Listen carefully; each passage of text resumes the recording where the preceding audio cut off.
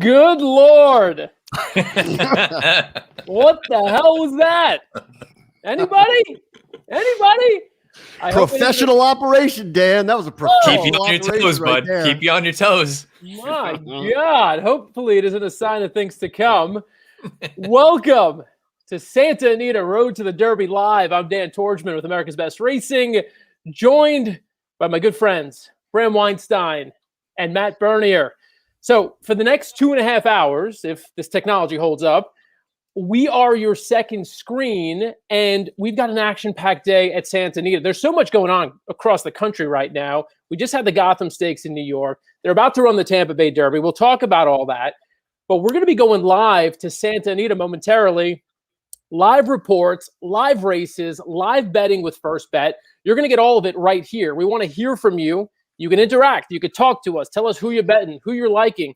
If you've got questions for any of us, let us know. We've got 5 races in total, starting with the San Felipe Stakes in just 15 minutes. We're going all the way through to the Big Cap, the Santa Anita Handicap, 8 Eastern, 5 Pacific. But we may as well kick things off because we are just minutes away from one of the big Kentucky Derby preps at Santa Anita. It's the San Felipe Stakes. Bram, how are you doing? Give us a little bit of a sense for who you're leaning toward in the San Felipe.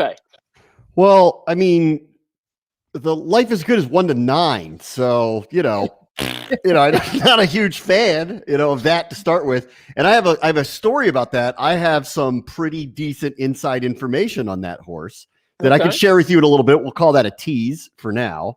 But I was hoping, because that's the direction I'm going to go, I was hoping it wasn't going to be that awful of odds. So I'm probably going to go underneath him and try to make some money with some of these numbers that, reasonably, I kind of like Dream Shake, and reasonably, I kind of like Medina Spirit.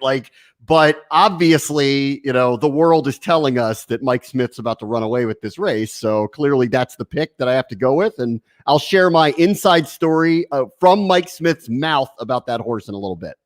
All right. Looking forward to that. So Matt, Bram gave it away 1 to 9 on Life is Good. We about to get creative here?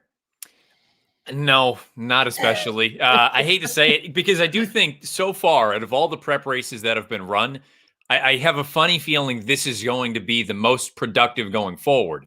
I just think overall, top to bottom, this is a really good group of horses assembled, and maybe they're not all going to be ready for that first Saturday in May, but I think you could be looking at some of the stars of the 3-year-old division all coming out of this race. So it wouldn't surprise me if something a little bit sort of creative or odd did happen, but I'm not expecting it. I think it's as simple as Life is Good goes right to the front. He says, come and catch me. I just continue to get whiffs of authentic vibes from this horse.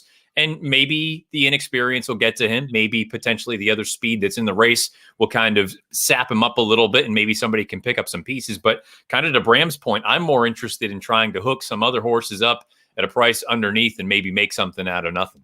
Yeah. You mentioned authentic. Last year, San Felipe winner went on to win the Derby in a crazy upside-down 2020. It was Baffert's 7th San Felipe. He holds the record most by any trainer. Surprise, surprise. Prior to authentic, the last horse to win the San Felipe and then go on to win the Kentucky Derby, well, it was 2014. We've got the video. We know there are a lot of fans of this horse. So let's show the replay of the 2014 San Felipe.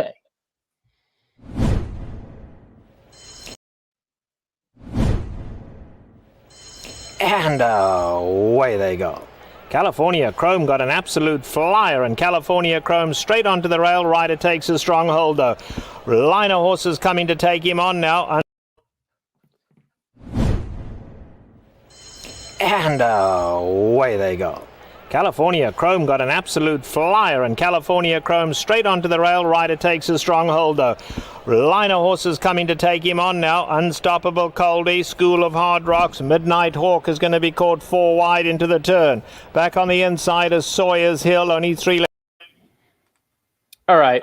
We are going to Spoiler. Stop with that. California Chrome won. Enough. We're doing that on purpose, by the way. We're doing a mixtape of the San Felipe 2014, Dan. It's the spoiler alert. California Chrome wins. Jesus. Here are your odds for the San Felipe. Race 6, at Santa Anita. We're taking you all the way through to race 10, the Big Cap, but this is the big one right now. Derby points on the line. We told you 1-5 on Life is Good. So he's drifting a little bit. He was 1-9 a few minutes ago. Let's see where that ends up. We'll go down the line here. A couple of nice horses. Some of these horses you saw a couple of weeks back when we were live for the Robert B. Lewis Stakes. And they're back here.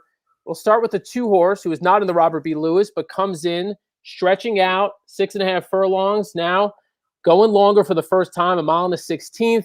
Dream Shake, the 2-horse, 5-1 morning line, 9-1 right now. The 3 Medina Spirit, who won that aforementioned Robert B. Lewis, 9-1. Big long shot here, none above the law. The 4-horse, 60-1. And you got the Great One. The Great One coming off a 14-length maiden win at, what was his odds there? Was it about 10-1? Went off the screen. I think we're about 10-1. Governor's Party, another long shot. And then Roman Centurion, who I thought Matt was going to go back to because he was big on Roman Centurion and the Robert B. Lewis. What's up? Why the cold feet today, Matt?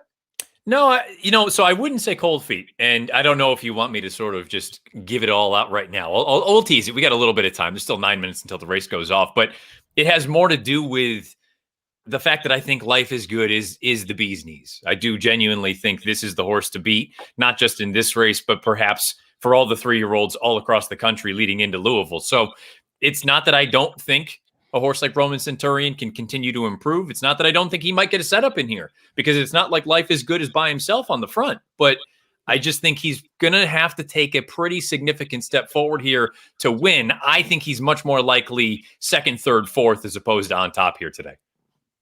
Okay, fair enough. I mean, look, if you're playing, I'm in a couple of contests. I mentioned to you guys before we came on here. I'm on Stable Duel. I'm also playing another contest on horse tourneys. I was looking for a little bit of a outsider, and so Roman Centurion I think appealed to me. Dream Shake did as well. We've got a couple of people who are watching the stream right now who like Dream Shake, and Bram, I wonder, as you look for creative ways to maybe I don't know, play an exacta or a trifecta. Are there any of these others that kind of jump out a little bit for building a ticket? Well, I mean, it seems that everyone in this race likes the front run, or at least the ones that can win likes the front run. So someone's going to get caught doing that. And so I'm be very interested to see who does go out to the front here. And with the Great One, it feels like he's going to get caught, especially if he does that. And so that's why I'm not falling for that one, even off of the last race, which was a blowout. I liked Roman Centurion. I like a closer in this race. The question is he going to be too far back to come back for my liking? So, could he hit the board second or third because Life is Good is out there with Dream Shake or Great One or something like that? Sure. Like, who's he going to catch at the end? I think that the board is telling me everything I need to know with Life is Good. So I think it's hard to really go against it. If I was to take a shot here, Dream Shake feels like the one that I would go with. And that's part of the unknown about it because he's just so lightly raced. It's just kind of hard to know. That said, I did look at Roman Centurion and I was like, that's a good price. And it's just getting better. I mean, I'll take double-digit odds on the back end of a ticket and feel pretty good about that. So that one feels right to me in an exacta trifecta situation. You get lucky and Life is Good doesn't win. Suddenly you made some real money. So Andrea says no here. I don't know to which part of that, but apparently you struck a nerve there. No, fine. Have your opinion. That's fine. Fine. No. You know what? I like Dream Shake a little bit. And to me, this was the one, if you were looking to get creative, it was 20-1 on debut, rallied from off of it, won with authority. You could argue that they got a great setup there. Maybe he didn't beat much there. Who knows? But what you can argue is that he was 4 to 5 wide all the way around the track. Not only did he win, but he won big. I dare say we have a replay of that race. Let's attempt to show it. Let's show the Dream Shake maiden win. Let's see if this works. What are the odds that this works? 80-1. Or not. This time we're not even going to attempt it. As the field turns for home, Dream Shake, stellar move to the front. At the rail, Mr. Impossible. Bezos is in third, followed by Harvard Memories in the center track. Oh, so close. So close. You got the gist of it. Spoiler alert, he won. Oh my God, that's so funny. Yeah, he won, and he did it nicely. Matt, what did you make of that win? Is it one of those things where it's like, he got a great setup, he won, but that doesn't mean he belongs in this company? No, not at all. I mean, he did have a setup. There's no two ways around that. There was a little bit of pace early on. And I do think it's one of those things that folks who look at first-time starters or specifically inexperienced horses, just first, second time, whatever it may be, he did break from the far outside. And not having anyone drawn just to your outside can be a major benefit for inexperienced horses in the afternoon where they have never really encountered this sort of thing where it's a stampede charge into the turn. He basically has nobody that he's got to deal with coming in on him or anything like that. So I think that was definitely beneficial. Having said that, on the far turn, that it's a I don't want to call it a metric, but people call it turn time. And when you can see the way that horses run as they take the turn, that's really when races are won and lost for the most part. Who can actually continue on through the turn as quickly as they were on the straights, as opposed to some of the horses who they just don't corner as well. For this horse to do what he did in his career debut, for Peter Urton, who is a quality trainer, no two ways around it, but I would say far from his specialty as first-time starters, for him to win the way that he did, I think that shows a bit of an indication of what the kind of talent this horse may have. Pedigree-wise, 2 turns should be right up his alley. The question to me is this too much too soon? But at the same time, if you're a numbers player, he's every bit as likely a winner as a horse like Life is Good, and you're going to get a giant price compared to the alternative. Yeah, 8-1 ain't bad right now. Race 6 that you see on your screen right there, the San Felipe, that's our first race. We've got 5 races coming your way, though. You can watch the races here. You'll hear them. You could bet on them. We're going to talk about them. We want to hear who you're betting. Let us know who your pick is in this race. This is race 1. The next race we're going to is going to be a turf allowance. Then we're going to follow that one up by another stakes race. It's the San Carlos, going 7 furlongs on the dirt. Then we've got the Kilroe Mile, which I don't know about you guys. I think that is a spectacular betting race, wide open. I couldn't tell you at this moment who the favorite's going to be. It is a wide open race. And then we end with the big one, the Big Cap, the Santa Anita Handicap, race 10. Going off in a couple hours. We're going to be live the entire time. We're also going to have live reports from Santa Anita. We've got a couple of people who are going to join us from the track, set the stage for us out there at Santa Anita. But as we continue to count down the minutes here to the San Felipe, one horse who, 6-1, I mean, look, and there's still time. I mean, we'll probably be bet down quite a bit. Medina Spirit coming off a real gutsy win in the Robert B. Lewis. I don't know what it was about that race that doesn't put him on par with Life is Good, considering he didn't miss catching Life is Good by all too much. Bram, what's your take on Medina Spirit at this point? So I like him a lot. I mean, I think that number is enticing, 6-1 if it stays around there.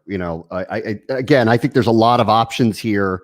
If Life is Good isn't going to bring the goods. I saw one of the comments in the chat where someone, I think it was Tom, said, in 2021, I vowed not to bet against Bob Baffert horses, when it's obvious that he's going to win. And I'm trying not to try to talk myself out of it. But I do think there's a reason to look at Medina Spirit and Roman Centurion and feel relatively confident that you're going to at least hit the board and have a legitimate shot here if Life is Good isn't that good, or gets out to the front with the great one and runs out of steam on the distance. So I like both of them and think that I think that's a reasonable play, and the numbers you're getting on them, even at when it was 9-1, 10-1, it felt like a no-brainer to take a shot with the 3 horse. At 6-1, it still feels like you're getting a really good value at that price. And I still feel like 9-1 on Roman Centurion is a decent price too on the backside of a ticket.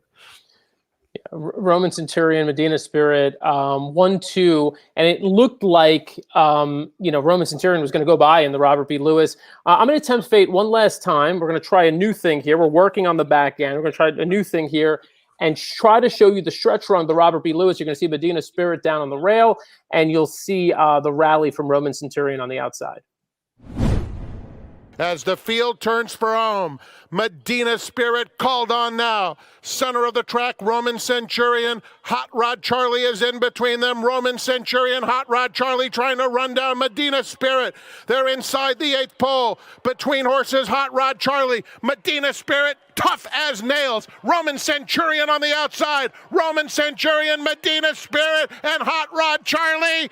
What a game victory from Medina Spirit.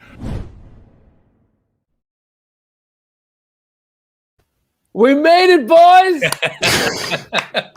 We got through one. We're winners already. Dan. We're I'm winners in. already. Who I'm cares in on about our Medina bets? Spirit now. We've I'm won. in. It has to be a sign, right? It's got to be a sign. The good news is also for those who were like upset earlier that we couldn't get the Cal Chrome replay, I promise you, we've got 2 hours and 15 minutes left in the show. We will show you that 2014 San Felipe for all the Chromies out there. You're going to get to watch it in all its glory, the full race coming up after the San Felipe here, which of course, now you can see says 0 minutes to post time. They're headed to the gate. We talked about sort of the logical contenders. We didn't mention so much the 4-horse, None Above the Law. Ran a really strong Cal Cup Derby last out, had a perfect trip sitting just off the pace, but got caught late. This does feel like an awfully large jumping class for that one. Governor's Party was 120-1 in the El Camino Real Derby. He did pass several horses late. Those horses looked like they were pretty tired, though, so I would be extremely shocked if either of those two factored. That leaves us really to, I think, that the top 3 or 4 horses who we've talked about, and the sense that I'm getting from this group at least is that, look, life is good, is the goods. If you want to get creative and hammer a strong exacta, Dream Shake is a logical use. Medina Spirit, hasn't done too much wrong. So, you can look toward that one. And then, of course, Roman Centurion seems to be getting better the further he goes. He's one, who you could like here and you could like moving forward as well. Also want to mention, we talked about being on live all the way through the Big Cap. For the Big Cap, First Bet is offering a $20 money-back guarantee. If the horse you bet to win doesn't win, but still finishes second and third, you get your money back. And we've each got a horse that we like in the Big Cap. We're going to discuss it, talk a little strategy for that race, but a lot of action between now and then. Like I said, some guests coming up in the next few races. Matt, we haven't seen you in a little while. Tell us what's up and tell us kind of in the month that we've seen you, what do you think about the way this 3-year-old picture is evolving? I think to this point, and look, this race will either kind of continue down the path of my theory and my hypothesis of how things have gone, or it'll turn it on its ear. I think it's pretty top heavy. I think it's a good group of 3-year-olds at this point, but I think the top end is really where you're going to be finding the likely Derby winner. To this point, I just don't see anything underneath or some of the more fringe kind of contenders that appeal enough to make me think that all of a sudden they're going to jump up enough to go and defeat the best of the best or the fastest of the fast right now. Having said that, if things continue on and let's just say the favorites continue to win or perform very well, you all of a sudden are putting together a really nice group of 5 to 6 horses who you can make a legitimate argument for any one of them come the first Saturday in May. I recognize we still have roughly 6-7 weeks until the actual race itself, but I expect it to continue on this sort of formful way. And if that's the case, okay, maybe it doesn't become the best betting race, but I do think you're going to get a quality horse race no matter what when we get to Louisville. Yep. The winner, by the way, race 11 at Tampa Bay Down. Yeah. Did you have that one? No, well, I got to be honest. I didn't even really look at the race a great deal coming into it. But when I looked down and I said, who is this? That's usually not a great sign. This has been a weird day so far, right? Because the Gotham was won by a 45-1 shot. I didn't even know that. So this is a weird day. We got weird things going on. So maybe Life is Good's in big trouble in about a minute. It is weird. Yeah, we've got the video we're going to show you in a moment. We took it off the screen just for a second as we're tweaking some things on the tech side. We'll kind of tell you who those winners are that Bram alluded to a moment ago. The winner at Tampa Bay was Helium, trained by Mark Cassie. ridden by Jose Ferrer, upset at 15-1. And the one at Aqueduct, I was happy to see this as a Maryland homer and rooter. And Bram, you'll be excited about this. Trevor McCarthy, who's ridden almost exclusively in the Mid-Atlantic and started his career in Maryland, he won the Gotham Stakes with Weyburn, paid $95.50 for a $2 bet. Wow. Where was Chad's horse? Anywhere? Let's Highly motivated. I'm pulling it up. Did not finish third. Third. Okay. Yep, exactly. So, yep. So, look, crazy things so far, as Bram said. Will we see something crazy here at Santa Anita? We're about to find out. Let's pull this back up. You're about to watch the San Felipe Stakes. And they're off. Life is Good flies out of the gate, takes command at once. Medina Spirit has some natural speed, and so does the great one on the outside of Dream Shake. Then it's Governor's Party. None Above the Law. Roman Centurions at the back. About 6 lengths off Life is Good, who sprints away. And Life is Good has opened up a 3-length lead. Medina Spirit is in second. The great one inches up outside of him. Then it's Dream Shake, 4th, 3.5 off the pace. Governor's Party is on the outside of None Above the Law and Roman Centurion at the back. They head past the 5/8 pole, chasing Life is Good, who's loose up top. It's now a 4-length lead. Medina Spirit, the great one on the outside, kept in the clear. Dream Shake is at the rail, has 5 lengths to make up, coming to the half-mile pole. Then None Above the Law, followed by Roman Centurion and Governor's Party. Heading to the 3/8 pole, it's been all Life is Good, sailing along with a 3-length lead, Medina Spirit. At the rail, Dream Shake, the great one outside that pair, then a big gap to Roman Centurion. A 1/4 mile to go, and Life is Good has a 3.5-length lead. No one's coming close. Dream Shake on the inside, then Medina Spirit and the great one, top of the stretch. Life is Good, 4-length lead. Now it's 5, and it's all Life is Good. He's passing. No, I mean, this is racehorse. I'm watching the battle for second. Unbeaten Now, and untested as he rocks in the. Gotta be honest.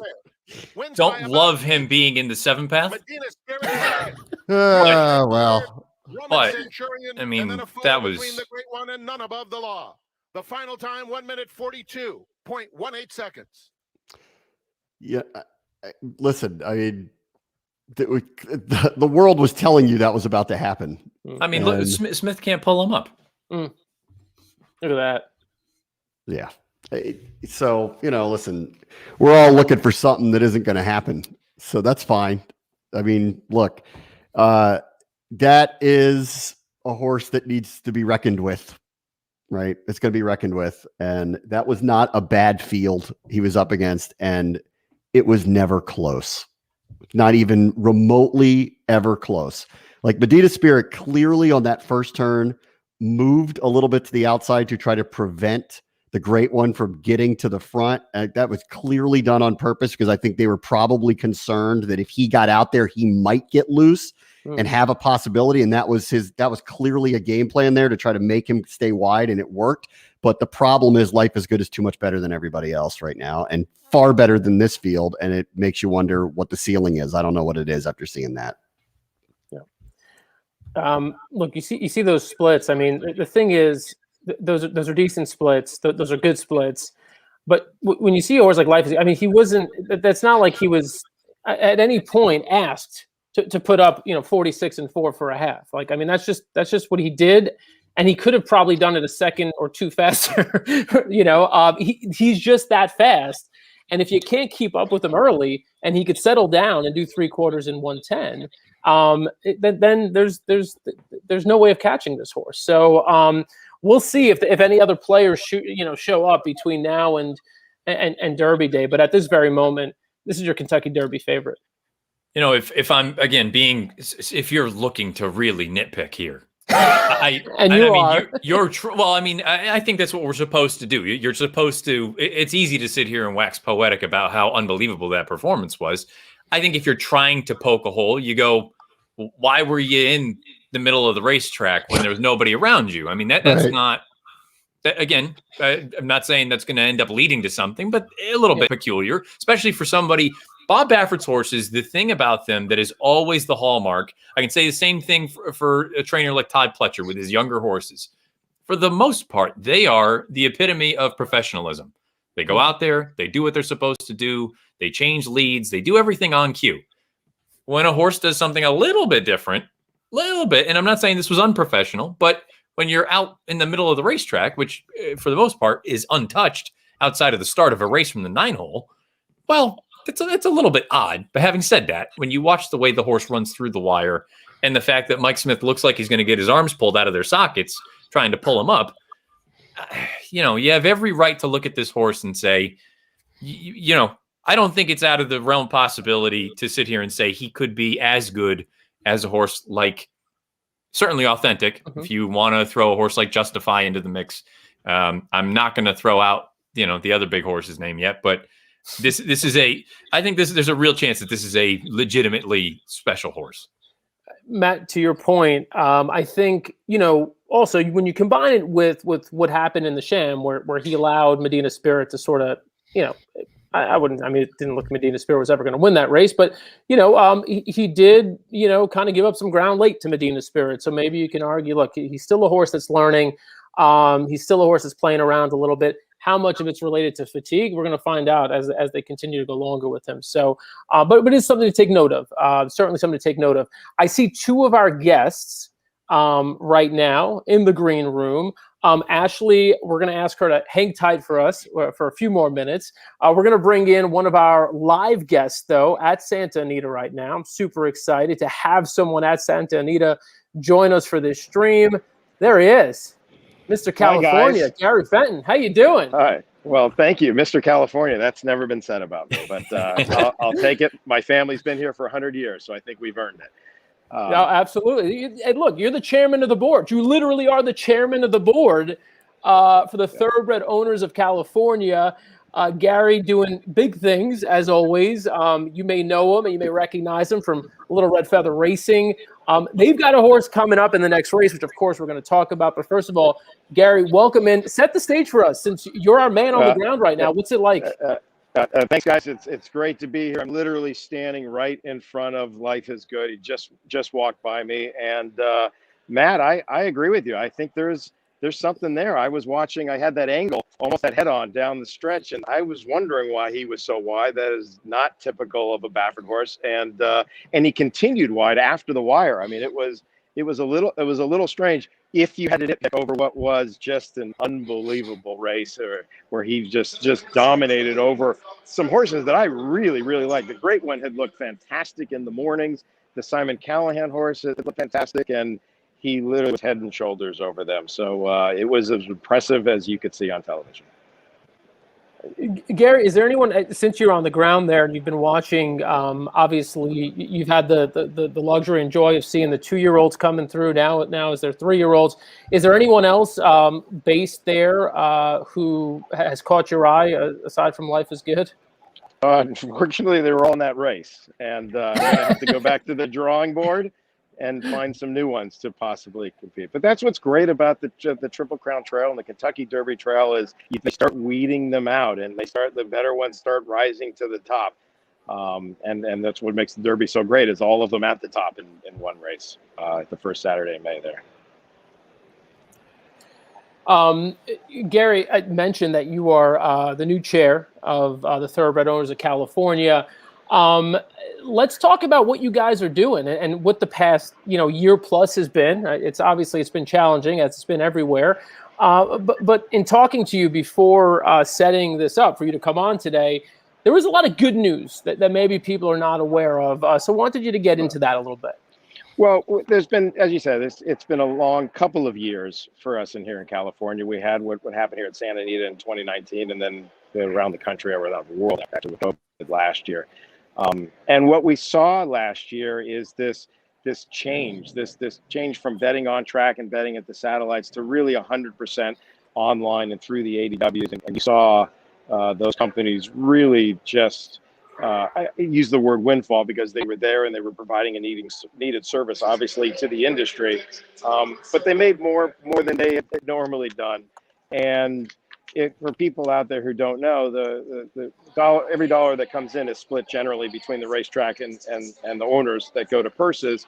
And that money comes in different sizes and shapes. And when they bet on track, more money is for purses. When they bet at satellites, more money is for purses. When they bet online, a little bit less goes to purses. So while handle was great last year around the country, especially here in California, the bottom line to purses actually wasn't as big as it could have been. And so the owner sat down with the ADW companies, and we had some frank discussions about the money that they came into last year, and what, if anything, they would want to do to flip back to us in 2021. As we've seen, better purses lands better field size, lands a better handle, which in turn would make for bigger revenue for the ADW companies anyway. So they recognized what had happened in 2020 and with COVID. And we ended up making what is a deal that I've never seen before. We're calling it historic.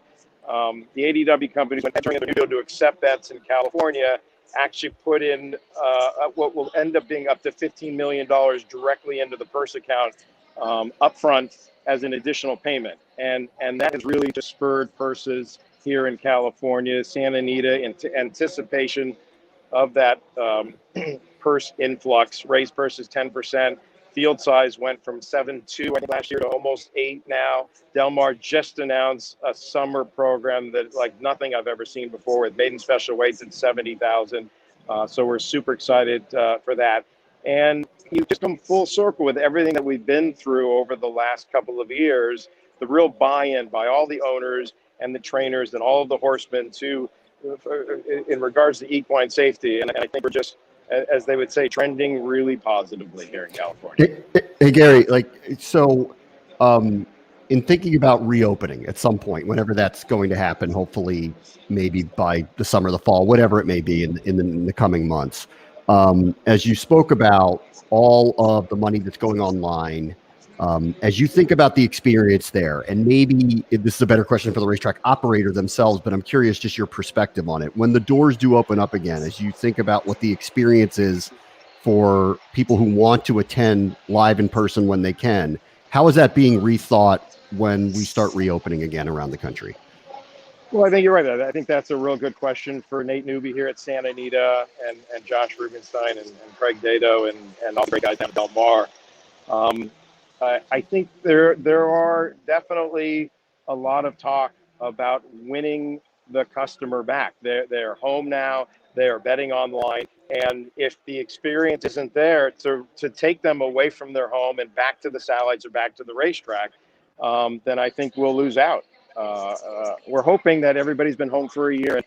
The attendance here today, well, there's not really attendance here because it's owners only, but we see more owners here today than we have in a long time. And the satellites here in California started reopening a little bit more and more over the last couple of months. We're seeing people return to that experience. So whether it's the experience that they miss and they want to and they want to go back to, will certainly be part of it. But I think you're right, Bram. I think the ownership and the fan experience at the racetrack can be improved, and we certainly need to worry about that as we try to bring customers back to the racetrack.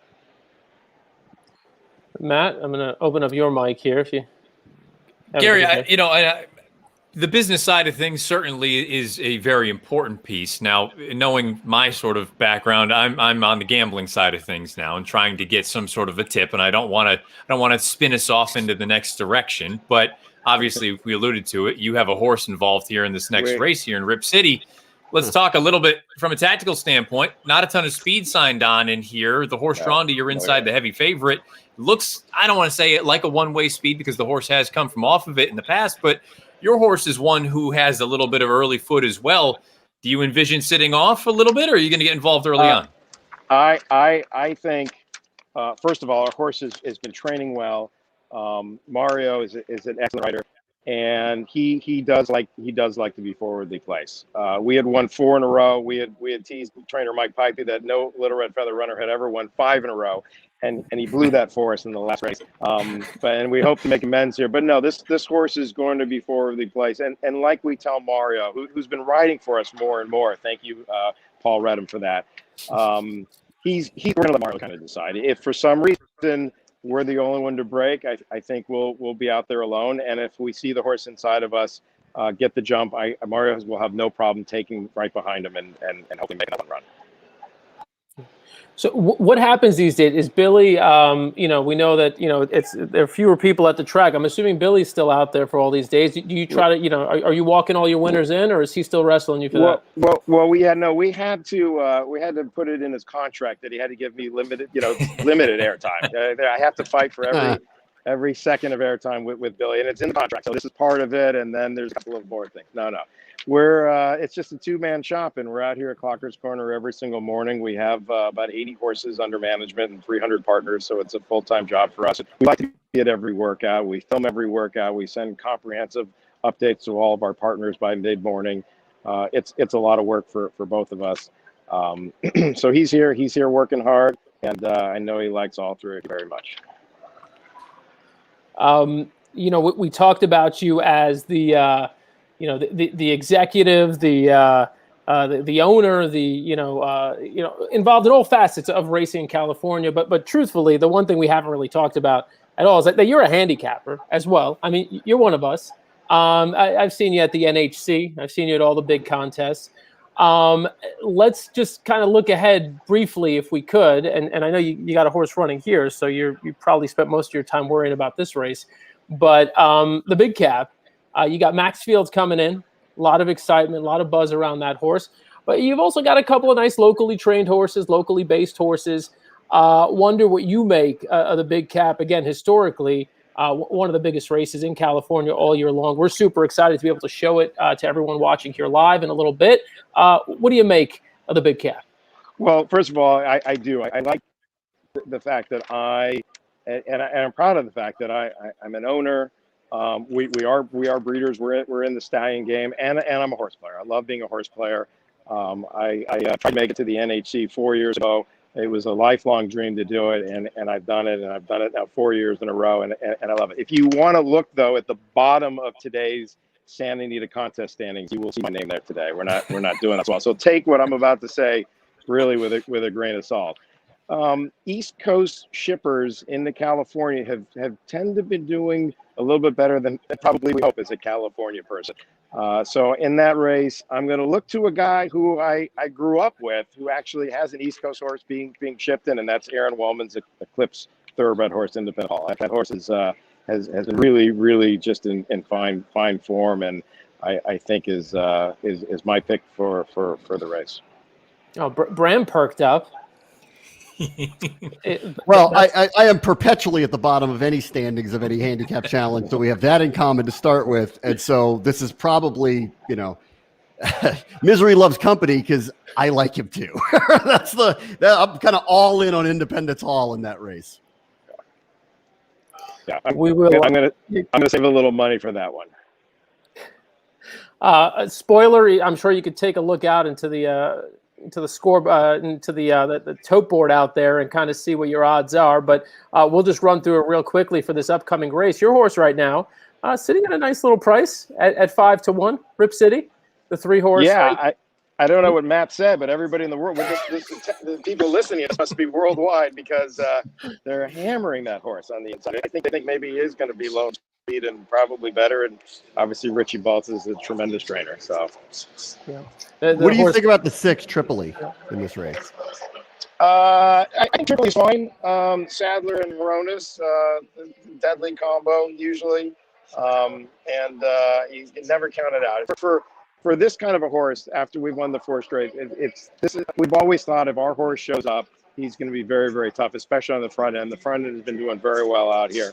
And so I'm really looking at our horse more than anyone else. But it's a really, really solid game. Yeah. Before you hopped on, Gary, we're having a little bit of technical difficulty playing some of our replays. One of the replays we wanted to show is not of a horse running today, but of California Chrome winning the San Felipe in 2014. It just got me thinking, were you a Chromie yourself? Oh, of course. Are you kidding? It was a great time, and a very, very interesting horse, and a lot of stories and whatnot and around that horse, and obviously I was a big fan. Remember, Little Red Feather started as a small company. We just had one horse at the time, Singletary, and 13 partners, and we've grown into what we were. And we felt a little bit like California Chrome back in the day, just the horse that everybody kind of looks past, and better breeding and blue blood and whatnot. And so we felt a lot in common with that horse. Well, we've promised the viewers we're going to show that replay in full again, now that we've got some of our technical issues sorted out. Gary Fenton live with us here on Santa Anita Road to the Derby Live. Gary, you've got a horse that's about to run in 10 minutes. We'd be cruel to keep you any longer. Thank you so much for your time. Thank you, guys. Gary, good luck. Thank you. Nice to see you. To see you. You know, Dan, the good part about having technical difficulties is you can make promises that aren't going to happen, and no one knows that you're lying about it. So coming up soon, Tom Brady will be getting the live stream any minute now. Hey, for anyone and I don't want to take over here for a minute, anybody who's curious about trying to put into perspective times and potential speed figures and things like that for what we just saw with Life is Good, it's too early to tell just based on how the track is playing effectively. But the second race today on the main track was a mile and a 16th route, the exact same configuration of what the San Felipe was. It was for older horses and quality older horses. A horse called Mastering won that race in a final time of 1:40.386. He typically is a low 90 kind of horse. You would assume, all things considered, he's probably right in that same ballpark again here with this afternoon's performance. I could be wrong. Somebody can correct me if I am wrong. I believe the clocking for Life is Good was 142.16, which is effectively 9 lengths faster. So if we're talking 9 to 10 lengths faster than a lowish 90 kind of horse, you're probably up into the 110 range ballpark from a buyer speed figure standpoint. Don't hold me to that, but you're probably in that realm. I mean, that would put him among the faster horses we've seen in probably the past 15 years at this point in their campaign, if that ends up checking out that way. We still have a ways to go, and maybe we'll find out the track is very, very friendly as far as clockings are concerned. But if it looks if you're trying to make little comparisons, which I think it's a good exercise to do if you've never done it, I think there's a real chance that race is going to come back unbelievably fast. And that's a phenomenal spot. And I will say also, having watched that race earlier, Mastering was under a heavy drive through the stretch, being asked vigorously throughout to get up and win that race. That wasn't quite the same case with Life is Good. Very different kind of experience for that horse. We are about to bring in somebody else. I'm super excited. Right? I see Dog in Frame too. So for all the dog lovers out there, you're about to get a little extra here. There she is. Hey, Ashley. How are you guys? It's Ashley Mayu joining us live from Florida. A little better reception than we had last week. Yeah, that's because I'm not at the track and I have Wi-Fi. Looking good. Do you want to introduce your friend there? This is my mutt, Nola. She's behaving for once. Also is kind of looking at me like, can we go for another WALK? And that's not happening. It's raining here. So yeah, I went to the track for a bit this morning and this afternoon, and I saw the clouds kind of roll in, and I made an exit, a quick one. So, well, you've been showing up in a lot of different places lately. For those who don't know, I'm gonna let you discuss it a little bit. You've got a fun, new, exciting job that we were excited to hear about. Of course, you spent all this time with us last year doing these live streams. And then next thing we know, you got this big fancy corporate job. So tell us about it. A little different than the bank job and all of, I guess, the side hustles, as I call them. So I work now for First Racing. I'm based out at Gulfstream Park as a project lead. When I started, I had an idea of what that is. It changes every day, but that's the fun thing. I work for Aidan Butler, the Chief Operating Officer. So I think of it as like kind of a soup of the day job. There's all different projects that kind of affect all facets of the business and things that you might not think of on a regular basis. So right now I've probably got 5 or 6 different projects on my plate and just kind of managing all of them and doing some work on it. So very different than going to work in downtown Buffalo. It's pretty nice to roll into Gulfstream Park most days, weather, pending on that. But it's been exciting. I started on the 1st of February. Hey, Bram, don't how about underrate this one? downtown Buffalo. Don't underrate downtown Buffalo. I mean, mind you, I hadn't been in the office in like 10 months and I had to go back to get my stuff on like the gloomiest day. And I'm like, wow, don't miss this at all. But Well, look, I get it. It's not Boca, okay? Like, I understand. But Buffalo is a touch underrated, actually. I think a touch underrated. I agree. Yeah. I think like people think that it snows like 10 months of the year. It's not that extreme. And I think the summers 9. are It snows 9 months of the year. Yes. Yeah, 9.5. But like, there's this area, I don't know if you know this, Dan, but there's this area in Buffalo I like that's kind of almost alt-punk rockish. And I loved going down there when I visited Buffalo. I have a working knowledge of Buffalo, Ashley, of Buffalo. I didn't know this. Yeah. Anyway, carry on. Well, Ashley, I mean, you're the guest right now, and so we do want to talk a little bit about this allowance race because there's some value to be found in here, I would imagine, given the fact there's a 1 to 2 horse, and there are a lot of big fat prices on the board that maybe we can do something with. But before we jump into this with you, just wanted your quick reaction on Life is Good, the San Felipe. Well, I was in the backstage area and I heard Matt's comments. Yeah, I agree. I mean, it was a great performance, but the horse was, I don't know, halfway up the track and looked like kind of how people drive on 95 here a little bit in Florida.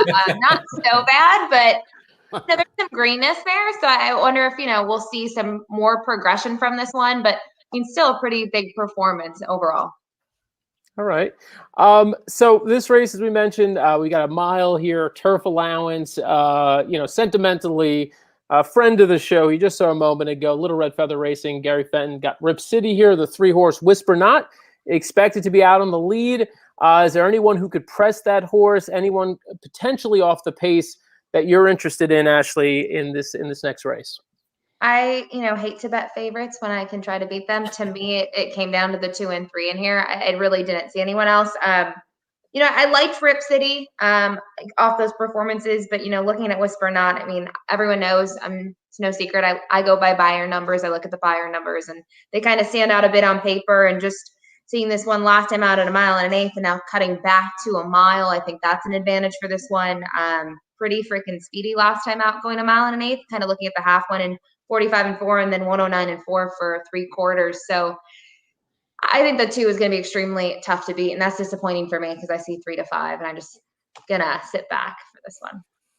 I'm going to assume, Bram, based on the question you asked Gary, that Tripoli has caught your eye a little bit here. Yeah, I like Rispoli here a little bit. I like their horse. I like Rip City a lot. If someone's gonna win here, I like Rip City a lot. But Tripoli has caught my eye a little bit. He got nailed in his last race right at the wire. I think he's, I think this is a very top heavy field. I really only think there's a few horses that can legitimately win. I agree. Whisper Not is probably the heavy favorite, and I'm going to talk myself out of that one too, just like I did with Life is Good in the last race because I'm trying to make some money. But I think there's an outside shot with Tripoli. I like Rispoli here a little bit. Last time we saw this one, Tripoli in particular, at 1 mile, ran a really big race, traveled pretty wide all the way around, showed a nice turn of foot, just got nailed late by Rip City, who we've talked about quite a bit here. I like this stretch out back to 1 mile. I think that should suit him. And again, Rispoli, I don't know if it's just this show or if it's just what he does all the time. He seems to just love the turf course there. And he's just extremely good. I mean, he wins on any surface, but he's that much better on the turf. Tony is asking for something that I can't guarantee today. This was lucky last week, a bit of stroke of luck last week. But what I will tell you, I do have a bit of a value play in here, and I want Matt's reaction to this. The 7-horse, Gauguin, hasn't won in an awfully long time, but he usually shows up with an honest effort. 1 for 27 lifetime, all right? But he's finished 2nd or 3rd in 17 of those 27 races. This is his first race on the circuit. Has run almost entirely in New York. So we'll see what we get here, but was 2nd in a first level allowance going 1 mile in September. The horse who beat him came back to win a stakes race at Woodbine in his next start. I thought the jock booking here was interesting too. They get Giroux on this horse. Excellent turf rider. 18 to 1 right now. That's kind of juicy for a little exacta play maybe. What do you think, Matt? Yeah, no, I agree entirely. I think he's a prime candidate to run 2nd or 3rd, especially at the price. And to your point, I mean, he's certainly not one to have his picture taken very often in the afternoon, but he likes to get involved and get a piece of this thing. So I agree with you. I look at him as a prime example of an underneath key Now on top, I think it is going to be difficult to get around the 2. The only thing I'll say is, even with the turn back and distance, each of the past 2 starts, he's been really keen early on. Mm-hmm. He wants to go. There's really no 2 ways around it. That's part of the reason I asked Gary that question about Rip City, because even with the turn back and distance, I wonder if there's a scenario where Rip City can sit just off the 2's flank. And if the 2 is just too keen early on and kind of just takes a little bit of the starch out of himself, maybe Rip City is in just a perfect position to inherit this thing. The only other horse that I was mildly intrigued with is down on the inside. That's the 1 Club Aspen, 15-1, ran into Whisper Not in that most recent start. I understand Whisper Not was the one who set the fractions that day, but first time in a long time going 2 turns for this horse at 1 mile and an eighth, and made a move into the teeth of the pace, flattened out a little bit late. If you do get a little bit of company early on with Whisper Not, maybe this time around, shorter distance at a big price, maybe Club Aspen can also get involved. I like it. After this one, we've got back-to-back graded stakes races. Stick with us. Lots of action coming up. You're going to see those races here. We'll have the sound and video, and we will also be sharing some bets coming up for the Big Cap, where you got a $20 cash back guarantee with first bet. If your horse finishes second or third, we're going to each share our picks for the Big Cap coming up, as well as the next 2 races. Really good competitive stakes races coming up. As you can see, the horse is headed to the gate here, getting ready for this nice allowance race at Santa Anita. One other horse I just want to mention who we've not talked about much, Fantastic, the 8 on the outside. I thought he could potentially be a little bit of a pace player, stretching out from 6 furlongs here. Has shown a little bit of speed early in the past. I don't know that he's fast enough, obviously, to keep up with Whisper Not, but it'll be interesting to see how much pressure he could put on. And, this is going to come, I think we'll know pretty early here based on the way that the pace is unfolding in this race, whether it's Whisper Not or something else. So here we go, right. The 7th race. I'm on the record here. I'm going Rip City. I'm going with Billy and the boys. All right. I got Rip City. Let's go. Rip City is out quickly. Club Aspen. Heard Whisper that. Not in and there he goes. Whisper Not takes over. Just behind them, Tiberius Mercurius, followed on the inside by Fantastic, who's made it over to the rail and is tugging pretty hard. Tripoli is nicely settled toward the back of the field, and then Gauguin. Around the first turn, and Whisper Not sprints away. He's opened up 5 lengths already on Rip City in second. However this plays out, this is the kind of horse. The problem is he's just too damn fast for his own good. Mm-hmm. There's nobody with. He's got 10 lengths at this point. Is this the last race, or is this a replay, or is this a current race? That is not Life is Good. Opened up a commanding lead. Rip City is in second. Boy, 22-4, 45-1. All right, let's see. He's trying to obviously the field. Did he have to go this fast? 10 lengths clear is Whisper Not around the far. I think to Matt's point, though, this horse just needs to go. I mean, that's just. But it's still Whisper Not. And maybe he'll be able to hang on late, but Tripoli has made steady progress, taking third. Then Tiberius Mercurius. They're at the top of the stretch, and Rip City's in with the shot. Down to 4. Rip City will try to run him down. These are the 2. They're followed by Tripoli. Okay. Come on, baby. 2.5 length lead. Rip City's coming at him now. Whisper Not or Rip City. Whisper Not digging in gamely. Rip City can't get him.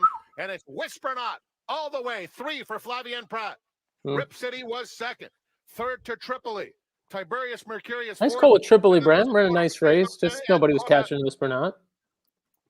It's just chalk so far, Dan. Your 50-1 horses aren't happening today. Look, get real creative, Danny boy. Real creative. I've been saving it. I got plenty in the tank here. I've got all sorts of fun horses coming up in the next few races. So stick with us.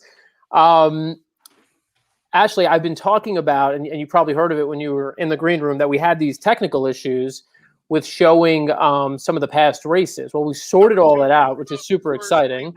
It's especially exciting because I have the California Chrome replay ready to go. Were you a Chromie? I liked him. I think I liked him further on. No, you were not a Chromie. I could tell based on that reaction. Wait. I liked California Chrome. I don't think a Chromie would not be how I labeled myself. I liked him. I don't think I was on the bandwagon like other horses I've been on. But I think after the Derby, he was a horse that next time out, I was excited to see run. But I was not a fan from the start. All right, very diplomatic. You see, you're a corporate woman now. You've got to say the right thing. still speak my mind, Dan. Don't worry about that. All right, let's take a look back, finally, at the Corporate 24 PR rewired you so quickly. It's amazing. This is false. This is false. This is how I answer questions now. the 2014 San Felipe. Here it is. And away they go. California Chrome got an absolute flyer, and California Chrome straight onto the rail. Rider takes a strong hold, though. Line of horses coming to take him on now. Unstoppable Colby, School of Hard Rocks, Midnight Hawk is going to be caught 4 wide into the turn. Back on the inside is Sawyer's Hill, only 3 lengths off these leaders, and there goes Christo getting a little closer on the far side. That'll leave Recanted last. 7 lengths covers them all. They move to the 3/4 pole, and California Chrome on the inside and Midnight Hawk. Those two now open up on them. They go clear by 4. School of Hard Rocks third, Christo on the far side. Unstoppable Colby has the white blinkers, and down at the rail is Sawyer's Hill. They're a good 6 off that leader, and then another 4 back to Recanted. They run past a half-mile pole, and California Chrome in front 3 parts of a length to Midnight Hawk. They still well clear. They've opened up 4.5 lengths on School of Hard Rocks. Unstoppable Colby between them and Sawyer's Hill at the rail. Christo is now a good 8 lengths off the leaders, starting a run on the far side, and Recanted is still last. They've run past the 3/8 pole, and it's still California Chrome and Midnight Hawk stride for stride. It's 4 lengths back to School of Hard Rocks and then Christo. They're at the top of the lane, and California Chrome now kicks for home, and California Chrome opens up to lead by 2.5. Midnight Hawk battling in second, but it's all California Chrome as they come for home. They would need to sprout wings to get to California Chrome. Absolutely romping in under Victor Espinosa. San Felipe was a walkover for California Chrome.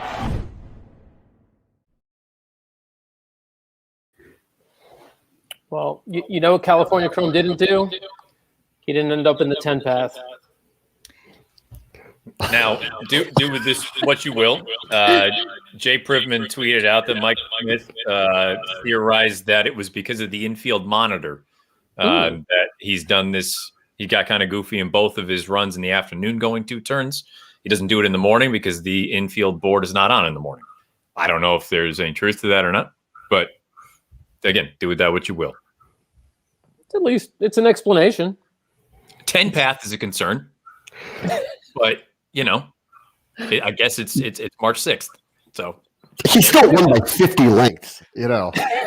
We're nitpicking a little bit here. That's like this feels like the Usain Bolt thing where he was like laughing for the camera when he was breaking a world record, and they like caught that picture. And they're like, "Well, why were you doing that?" And he's like, "Because I could." Basically, because I could. I have one comment because when I was watching this replay and listening to Bram before that saying that I'm very PR, here, I will take a firm stance on this, okay? Just going to let you know. I was not a huge California Chrome fan in the beginning, but here's a hot topic.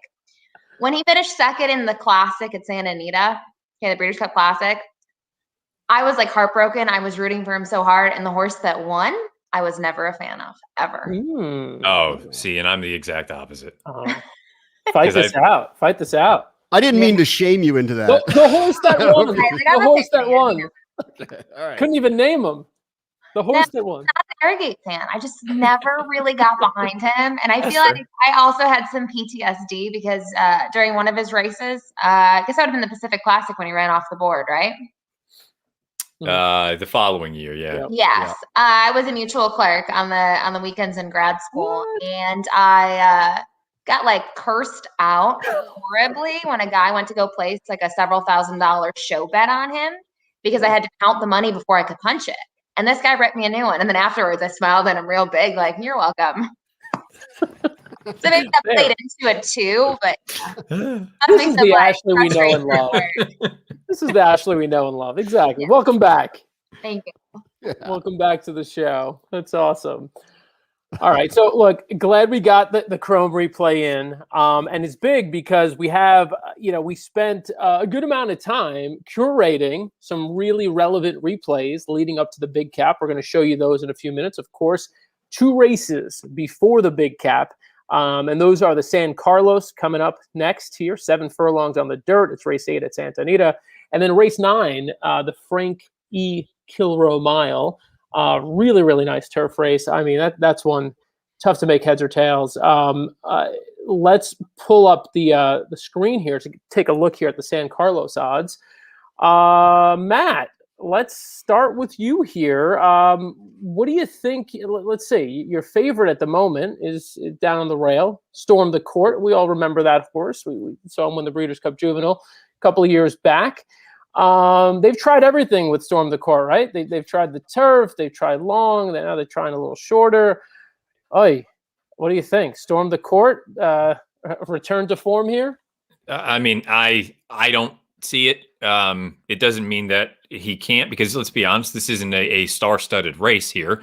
Anything can happen, but to date, he is only one, I guess with the exception of the career debut, but I mean, he came from a half length off of it. I think he needs the lead at this point in his career, and I'm not convinced that he's fast enough to get it here, especially with the stretch-out horse who, I don't want to call him a stretch-out horse, but Brickyard Ride, I'm not convinced that he's going to get 7/8 of a mile. He's unbelievably fast. And with his presence in here, I just can't imagine Storm the Court being fast enough to get to him. In my opinion, he needs to go 1.5 miles on turf. I'm not going to, it is what it is. And I'm not saying that as a negative thing. No, I'm not saying that as a negative thing, but I think Storm the Court is the kind of horse who let that natural speed where you can get out to the front and it feels like you're just kind of a stayer. I don't think he's a brilliant horse. I think he'll run all day, but he also needs to have things his own way. I don't think he's going to get it here. I don't think this is a brilliant sort of renewal of this race. I was more interested in Urton's other horse, the 7 Exalted. I think he's a little interesting in here. If you're a figure player, he's too slow. I think he's going to get a little bit of a setup, though. And again, in a race where I just don't love anyone, I want to take a horse who I think is in good form, who could potentially take a move forward here in his third start off the layoff at this sort of distance. And, 6-1 right now, he's actually taking a little bit of sneakier money than I would have thought. I haven't looked at the will pays yet, but that's kind of where I was going in a race where no super strong opinion, put it that way. Exalted 10-1 on the morning line, 6-1 now. And Matt, you may not see it going on, but in our chat right here, we have some huge fans of Brickyard Ride, the horse that you mentioned, who we think is going to be out front, gate to wire. A bunch of people here really loving the 6 horse here, and I think 8-1 is surprising for now. 21 minutes to post. There's still some time. Bram, what do you think? Well, the last couple races tell me that if you do get out in the front, you do win. So until proven otherwise, because most horse races don't go like that, but until proven otherwise, I think Brickyard Ride's got a shot here. I'm with Matt here. I actually don't like him at the distance. I think that's a problem here for him. And I basically wrote down, you give me 5-1 or better on Storm the Court, that becomes value to me. At this point, it's not. And I don't like him either. I'm the same way. I think this one's very much up for grabs. I like Tigre de Sluggo. That's probably the one I like the most at this point. I'm not going to get a great price on him. And I'm with Matt on Exalted too. I think that this is a step up and that worries me, but Mike just won, so we'll see. So I like that shot. And I got a little bit of a shine on Loudmouth.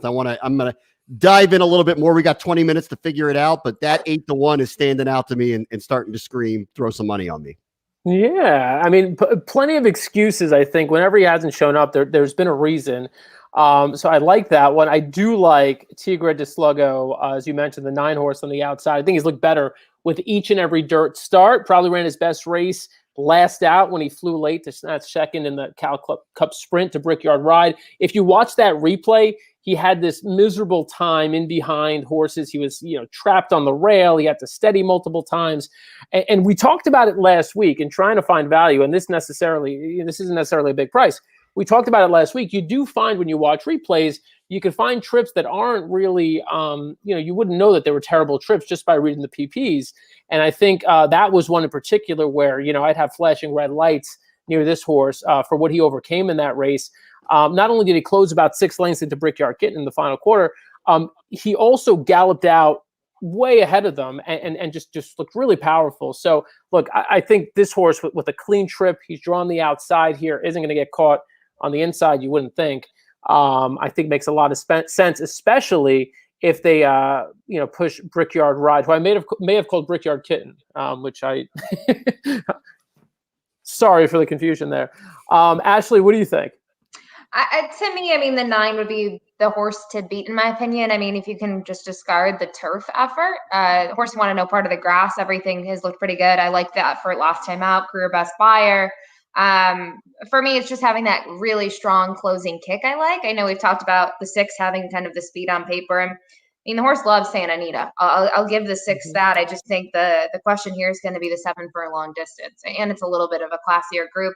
But Matt and I agree. We've gone from disagreement to agreeing. I love the 7 here. Kind of lightly raced when you look at the rest of the field, especially some of these horses. But the horses he's faced and that have beat him, they're all really respectable, even though he hasn't even, tested stakes waters, even like an ungraded stake. I mean, look who he was second on debut to. Take what you will with that. And just his other horses mastering. I liked the race last time out. It was at the 7 furlong distance. To me, I don't want to say he's the wise guy horse. I was hoping he'd be a little bit better than 10-1, but I knew he was going to take some play just based on what he's shown in a limited amount of starts. So for me, I love the 7 here. I thought the late pick 4 sequence, which gets kicked off here, is a great wager. I think it's a great bet. I told myself I was probably done because when I was in the backstage, I was betting other tracks and firing. I thought I was done, but now I'm actually going to think about, playing a pick 4 here. And for me, I'd probably use the 7 and the 9. All right. Well, to hit this pick 4, you're going to have to hit the 10th race, the Santa Anita Handicap. And we're going to start setting this race up a little bit for everyone watching. We will have all of these races live, the next 3 races leading up to the Santa Anita Handicap, including that race. And the headliner, no doubt, is Maxfield, undefeated, 5 for 5 in the career. Brendan Walsh trained. Florent Giroux, his rider, comes in to ride specifically today. And we've got a replay of his most recent race. It was the Mine Shaft. It was a grade 3, coming back, second race off the layoff. Let's take a look at how Maxfield finished up in the Mine Shaft. Here comes Blackberry Wine, Maxfield. They have first run for the quarter pole. They swallowed up Dinar, Sonoman, Enforceable, Chest Chief toward the inside. Maxfield's move. Maxfield down at the inside. Blackberry Wine, 3/4, 1 minute 13.06 seconds. Maxfield asserts. Maxfield has taken the lead from Blackberry Wine, but now they're into this final Fairgrounds furlong with Sonoman in third. Chest Chief and Dinar. They come past the 16th with Florent Giroux. Here's Maxfield. He's now 5 for 5. Maxfield, magnificent in the Mine Shaft. He won by 4. I was looking the other day. I was just kind of scrolling through Twitter, which is not very healthy to do on most days. No. Scrolling through, and I happened to catch a couple of comments about, oh, yeah, Maxfield, that's great. He's going to be 6 to 5 because he beat Sonoman. I don't know what it is about this horse. I mean, obviously, he was hurt last year, and the Matt win kind of derailed his hopes, on the Triple Crown Trail.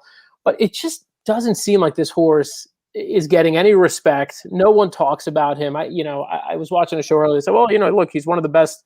You got to imagine he's one of the best horses in the classic division, one of the best older horses. But I don't really hear people talking, and people are looking to try to beat this horse today. Matt, are you trying to beat this horse today? No, but to be fair, it's not because I think he's some superstar. It's because I just don't like anybody else in here. And look, Maxfield, 2 things can be true. That he's probably a little bit disrespected based on what his career has been thus far and the sort of numbers that he's earned. But it can also be true that he hasn't really beaten a heck of a lot as far as quality is concerned. And what happens when the waters get deeper? This is an ouchie horse who's making his 3rd start in a matter of roughly 3.5 months. And now he's going out to 1.25 miles to a track that he's never seen before. So I'm not going to fault anybody that wants to take a shot against him. My concern is who are you going to do it with? I understand. I get the logic for an Independence Hall who seems like he continues to improve. I'm still not convinced about the distance for him. I think he's more of a one-turn horse. I look at Kiss Today Goodbye. I think everything just worked his way into San Antonio. That was the day that Mucho Gusto just never fired his shot. That was disappointing. Express Train, I think, is logical, but is he a superstar? No, I don't think he is. So basically, the logic for me is I don't think Maxfield loses simply because I don't think there's anybody else good enough in this field to beat him. Having said that, if we get to Saratoga and somebody else shows up, I could see him being entirely vulnerable with an undefeated record. You mentioned that race with Kiss Today Goodbye, a couple of races back in the San Antonio. Also wanted to take a look at that race. It sets up a good conversation as well about another horse named Idol. So let's go ahead and take a look back at the San Antonio. Kiss Today Goodbye trying to rally on the inside of midcourt. They're at the top of the stretch. It's Take the 101, Mucho Gusto on the outside. Idol running a big race down at the rail, a furlong from the finish. Idol coming gamely. Here's Kiss Today Goodbye finishing very strongly in the center of the track. And Kiss Today Goodbye swooping up on the outside, and he's going to run them all down. Kiss Today Goodbye beats Idol.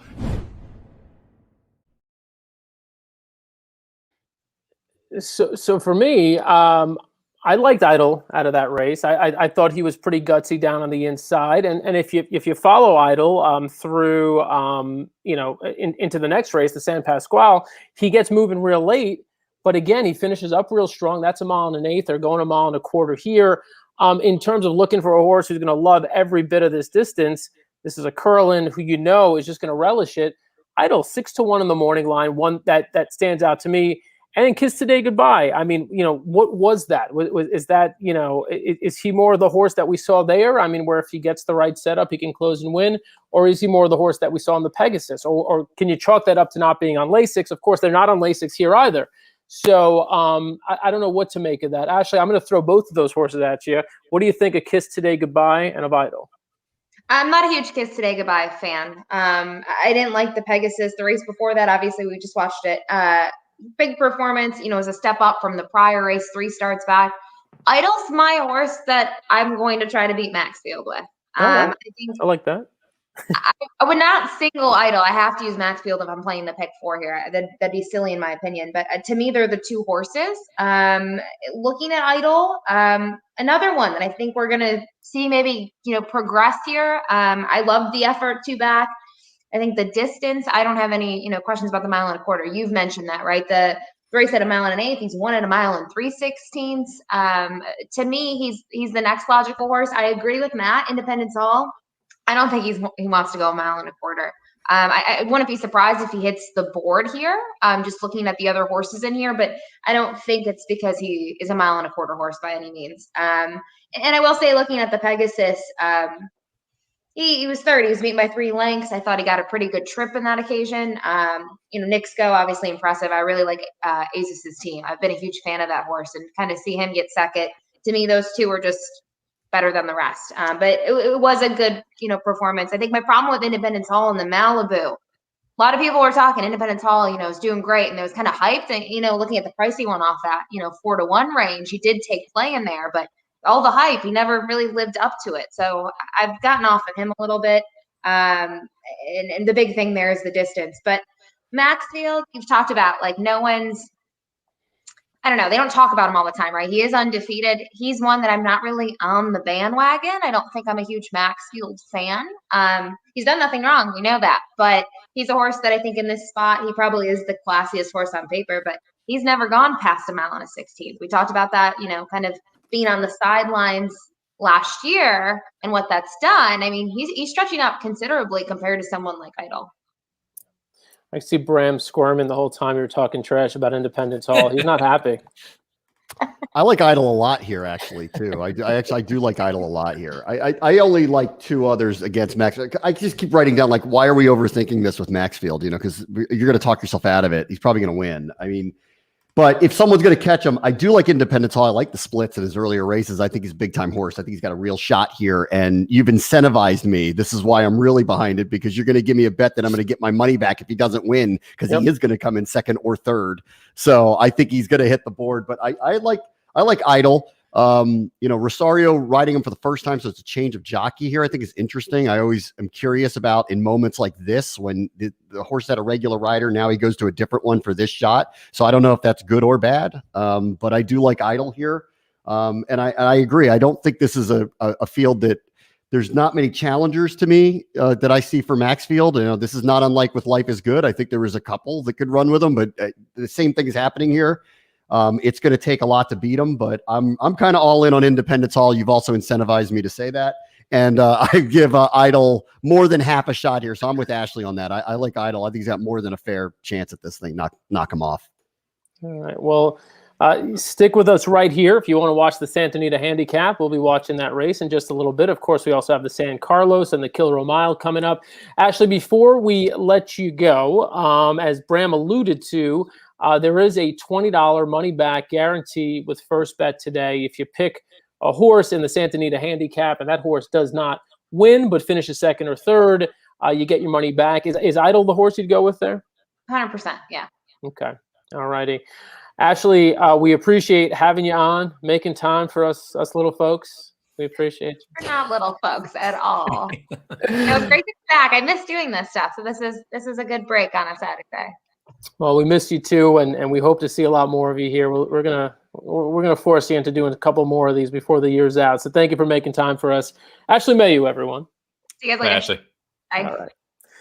All right. So really cool. Dan, real quick, kind of piggybacking on something you said about Maxfield, and and Bram alluded to it as well. Sort of the I don't want to say the disrespect, but that no one talks about him. I think part of it is because there's a real scenario where he's not the best older Godolphin horse that they have. Mystic Guide might actually be a better racehorse. He's going to run in the Dubai World Cup, it sounds like. And then, sort of, I don't want to say the elephant in the room, but Essential Quality, the 3-year-old who Godolphin also has, who, at this point, it feels like 1A, 1B, if we're talking favoritism for the Derby. If the race were run today, would it be Life is Good or would it be Essential Quality? I feel like it would probably be a coin flip there.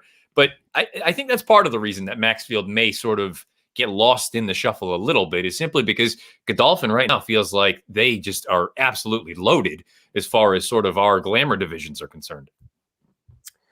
I can't disagree with any of that. And, look, I just, for whatever reason, I think if you see a big explosive effort today, suddenly Maxfield's going to become the horse. He's going to be the horse that everyone's talking about. To this point, he's kind of just sort of just slightly under the radar for what he's accomplished. But again, he's had the injuries we've talked about, and he's been in and out, so he hasn't been able to string together anything that would capture the imagination. But today's his opportunity. So we'll see that in a little bit. Right now, you can see the odds for the San Carlos Stakes here. The horse that a couple of us are really excited about, the 9 on the outside, taking a solid bit of money. Tigre de Slugo, the 9. Your second choice at this moment, back down on the rail, the 1 horse, Storm the Court, who we've talked quite a bit about. And then the one that both Ashley and Matt like quite a bit, the 7 horse Exalted, 5-1, taking some money off of that 10-1 morning line. And now I just saw someone else pop into I see 2 people in the green room. One of them, Ellis, I'm going to ask to hang tight. I know he's got an opinion on this race, right? Not if you've got, he wants in bad. I can see Ellis has an opinion. Can you pull him in so I can make a pit stop real quick? All right, that's fair. We'll trade off. All right, we're going to remove Matt and bring Ellis in. Hold on. There you go. Welcome in, Ellis. Thanks, Matt. Now, before you go, before you start in on this race, I also want to bring in my man Blake Seidel from Cam Hats. Blake, how you doing? Hey, Dan. Good to see you. Good to see you and everybody else. Good to see you too. Now, I know you're not here to give us some real heavy analysis. Am I right? Yeah, but it is great to be with the Brain Trust, though, because you know my luck with betting. I count on you a lot, and that sometimes that's not always working out. Well, I've led you down the wrong path many a time, and it's nice of you to stay just to stay loyal to the show here. So Blake is gonna look. The timing is perfect. We've got. I know it's a little different this year, seeing as a lot of tracks are not allowing people to attend or allowing limited attendance. But typically, you can see I've got my hat on. I see that. You look great. This is a Blake creation, a Cam Hats creation. And so we got Blake on to let us know where you could get styled for not only the upcoming Santa Anita Derby on April 3rd, but of course the Kentucky Derby after that. But Blake, if you would, let's give the floor now to Ellis, who was literally itching like nothing else to get on the show to tell us about his pick, his analysis here of the 8th race, the San Carlos. I look forward to that. First of all, how's my light, Dan? It's better. I was giving Els a hard time about the lighting. It looks great. It looks great. All right. I like Loudmouth here a lot. In the Cal Cup Sprint, he got checked early and didn't get the position he likes, about a length back. He's sitting at 8-1 right now. The 8 horse, he's 3 for 3. His last 3, if you toss that out, big work since raced. I like the outside post. Brickyard Ride is certainly going to be all by himself early. I'm really surprised he's 5-1. I really thought he's the one to catch. I get Tierra del Sluggo. I get that was a key race, but that was the same race Brickyard Ride won. So I'm going to box him up, but I really like Loudmouth, and I'm glad you let me get on here to talk about that. Well, Bram's with you, right? Bram, you like Loudmouth. 100%. I like Tigre de Sluggo too. Again, like going back to what we were talking about earlier, I don't love anybody here, really. I think this is a pretty wide open race, but I love Loudmouth here, especially at that price. I think he's got a real big shot here, and at 8-1 or wherever it ends up over the next few minutes, I think it's the right value play in a race that feels very wide open. And now it's stormed the court down to 7-2. Again, like you give me a number on him, I'll consider it, but at 7-2, I don't see it. So now creeping up to 9-1, you're making me happier by the minute, Ellis. So I love Loudmouth too. Yeah, I mean, he was 8-1. I kind of expected. Tigre Slow got bet down a little bit. As I said, the action on Brickyard Ride is really strange because he's a lone F, no doubt about it. It's interesting. I mean, certainly there's no knocks for multiples. I played some doubles. I'm actually playing in the ultimate. I talked myself out of it, then back into playing the Ultimate Betting Challenge. So I'm in on this race. I got a $100 win bet on Loudmouth, and some doubles, and some doubles from the last race, and some doubles going forward. Of course, the last race was pretty simple. I just love the post here on this play, and 7 furlongs. He's 1 for 1 at 7 furlongs as well. And again, Graham made a good point. You don't love the race. I really don't love the race either. I love the bet. You fall in love with bets, not fall in love with horses. I mean, you want to fall in love with horses. You're talking about Chrome before, but falling in love with bets, and a horse that I think should be 5-2, 3-1 at 9-1 is a bet I'm going to make every single time. Bram, bad sign for you. Look at this comment about the post. What's that? Pop says storm the court as a gift at 7-2.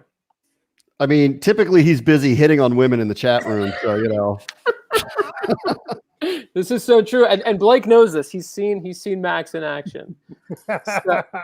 So and I also don't like that in the chat room right now that basically everybody's good looking but me currently. So thanks a lot for that, Christine. Thanks a lot. Oh, come on, Christine. There it is. What? Bram, you must have a Cam Hats hat somewhere. I do. You? I do. I got to run. I'll run up and get it after the race. Glad you worn it. All right, Matt's back in the stream. We're going to pull him in now. So we got a full house. Welcome back, Matt. Gentlemen, how we doing? We're all good? Yeah, any final thoughts here as they head to the gate for the San Carlos? Yeah, I mean, I thought Exalted was interesting. 5-1 doesn't really do anything for me. It's a race. Again, I don't have a super strong opinion, so I'm just going to sit it out and watch and see if something interesting happens. To Ellis's point, Brickyard Ride is clearly the speed of the speed. He's going to be by himself on the front end. I'm so dubious about his ability to get that final furlong. This is a horse that there was concern, and I liked him in his last start, but there was talk about the concern of, is he actually at his best at 6 furlongs? Forget about 7. Now, if you want to say maybe he's going to be able to clear off and go actually a little bit slower early on to save a little bit late, but I just don't know. I don't know that I need to find out that he can or can't see out the distance.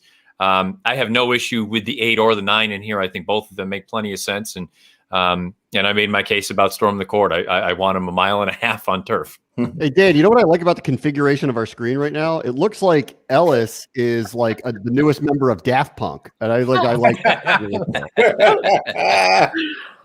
I told you there was going to be some overcrowding here. I'll tell you what. Speaking don't of make my muses mad, okay? Don't make my muses mad. I like you got the bourbon there. You got the lighting upgraded. I love it. Speaking of overcrowding, I want to thank everyone tuned in right now. I get to see the dashboard here, how many people are watching right now. I can tell you we're hitting some huge numbers, and there are a lot of people tuned into this show, and a lot of people commenting and engaging with us. That's what this is all about. This show is for you. Road to the Derby Live. We've been having so much fun with these races from Santa Anita.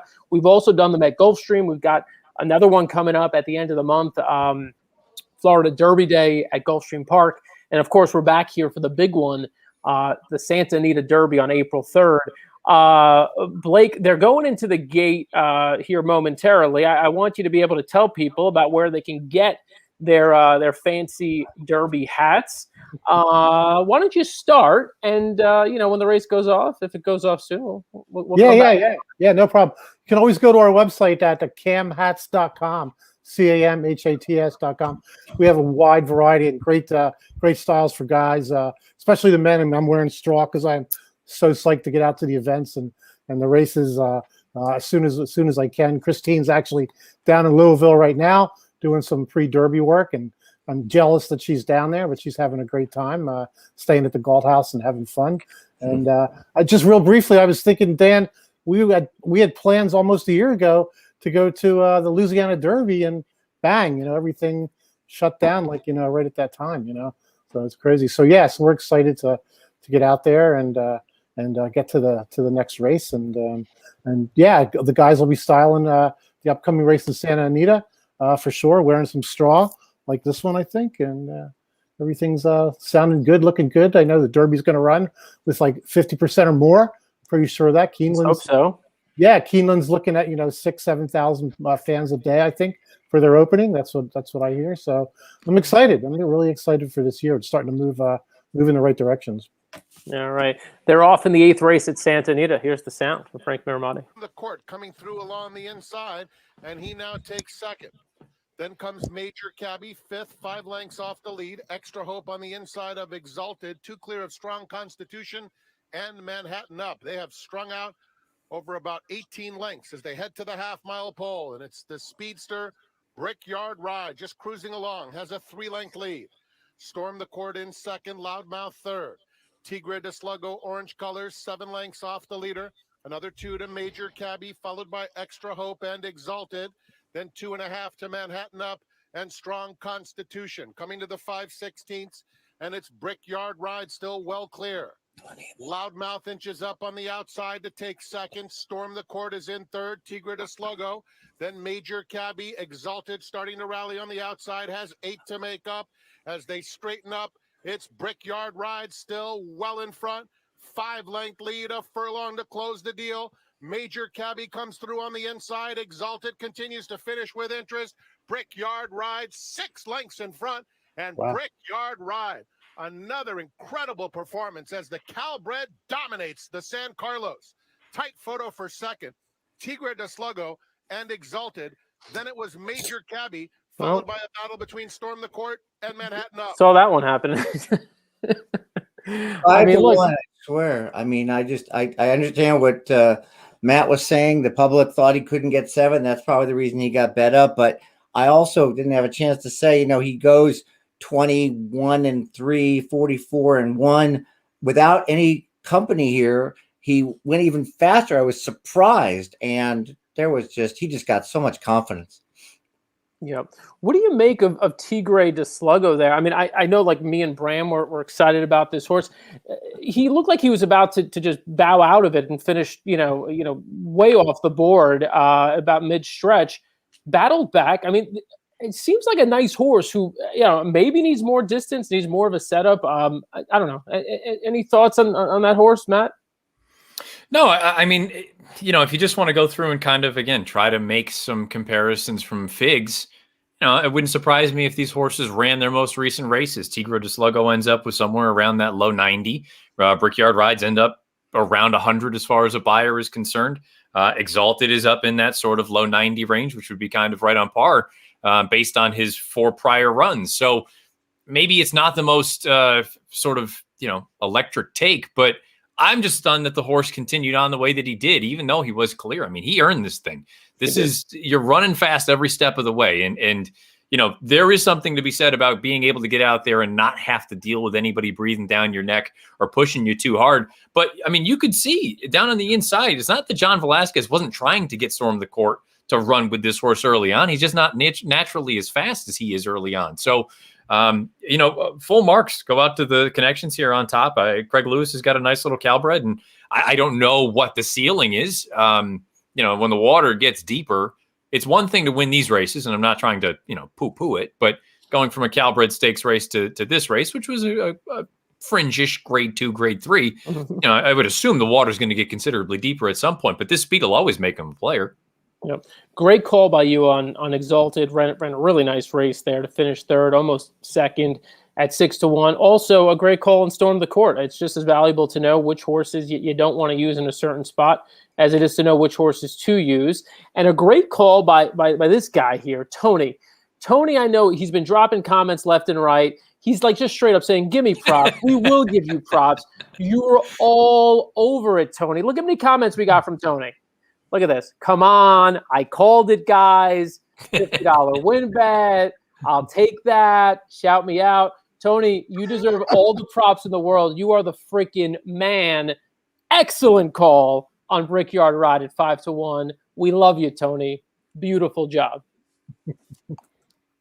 Bram, any thoughts here as we wrap up this race and look toward the next couple of races? Only thing I got right was Storm the Court was definitely the wrong side, and that Tigre to Sluggo was pretty good, but apparently not good enough today. So I feel wise enough in that and did not have the winner because I was on the there's no way that horse is going to make that distance train, and apparently that train left a long time ago, and I'm not on it. I told you it was bad news when Pops came in on Storm the Court, so I didn't have a good feeling about it. All right, guys, 2 more races coming up. We've got the Frank E. Kilroe Mile. The Kilroe Mile, always a fun race. This year's renewal, a spectacular betting race. You can go. I mean, there are 10 horses in the race. You can go 8 or 9 different ways. I've got a strong opinion in the race. I know Ellis does. We've all got some thoughts about how to bet this race. Before we get to that, though, again, want to give the floor to my man, Blake Seidel from Cam Hats, to talk a little bit about getting ready as we're starting to feel that Derby fever right now, getting ready for the next couple of weeks and months. Blake, what's the play here? Do I get 2 different hats? Do I get one for Santa Anita Derby and one for Kentucky Derby? Is there a hat that I could wear to both? And when I wear to both, I mean watching from home, like on my computer, wear to both. What do you think? Yeah. Well, definitely you can get one hat. I mean, Santa Anita, California, Kentucky Derby, Kentucky. It's going to be warm, so you want to wear straw like I'm wearing now. I just, put my felt fedora away the other day here in New York and got this out for this show. But yeah, you get one if you're lucky enough to be able to go out and see it both in person. If you're comfortable doing that, or even watching at home, you want to style up, cigar, have a bourbon, and get one hat and wear it, and you can wear it down. You can wear it up, however you feel comfortable. You always style. I mean, you always look great, Dan, no matter what you're wearing. Well, that'll get you. Keep coming on this show, right? I mean, we always hold a spot open for you when you say that. Well, I just want to say I love the show, and I always love your tips. I always take what you have to say. Oh, look at that! All of it. I use all that to make all the money on every bet that I make. What do you make of Ellis's look here? He's resisting the fedora clearly. Hey, I think that's a pretty styling hat, actually. I love that, Thank man. you. You can wear that to all kinds of events, man.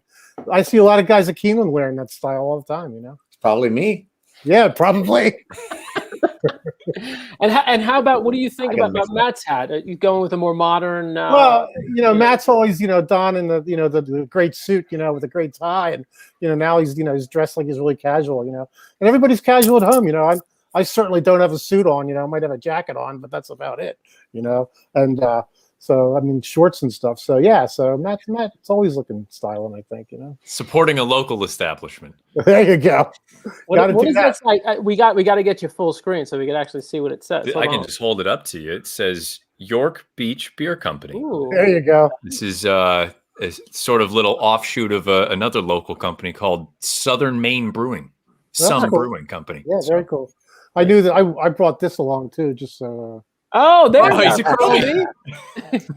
There's our Chromie. We've been looking for you all show. Exactly. Great horse. Matt's repping the brewery. Blake, you've been known to handle a glass of bourbon every now and then. You got anything in front of you today? Well, I am drinking out of an Arlington Million glass because I was kind of really disappointed to hear that it's up for sale. So Is that water in there, though? Oh, that's all vodka. You know me. It is Saturday night, right? I mean, it is. It is. All right, Blake, before we let you go, one more time, in case the people are just tuning in, where do they go for their Derby hats? What's the site?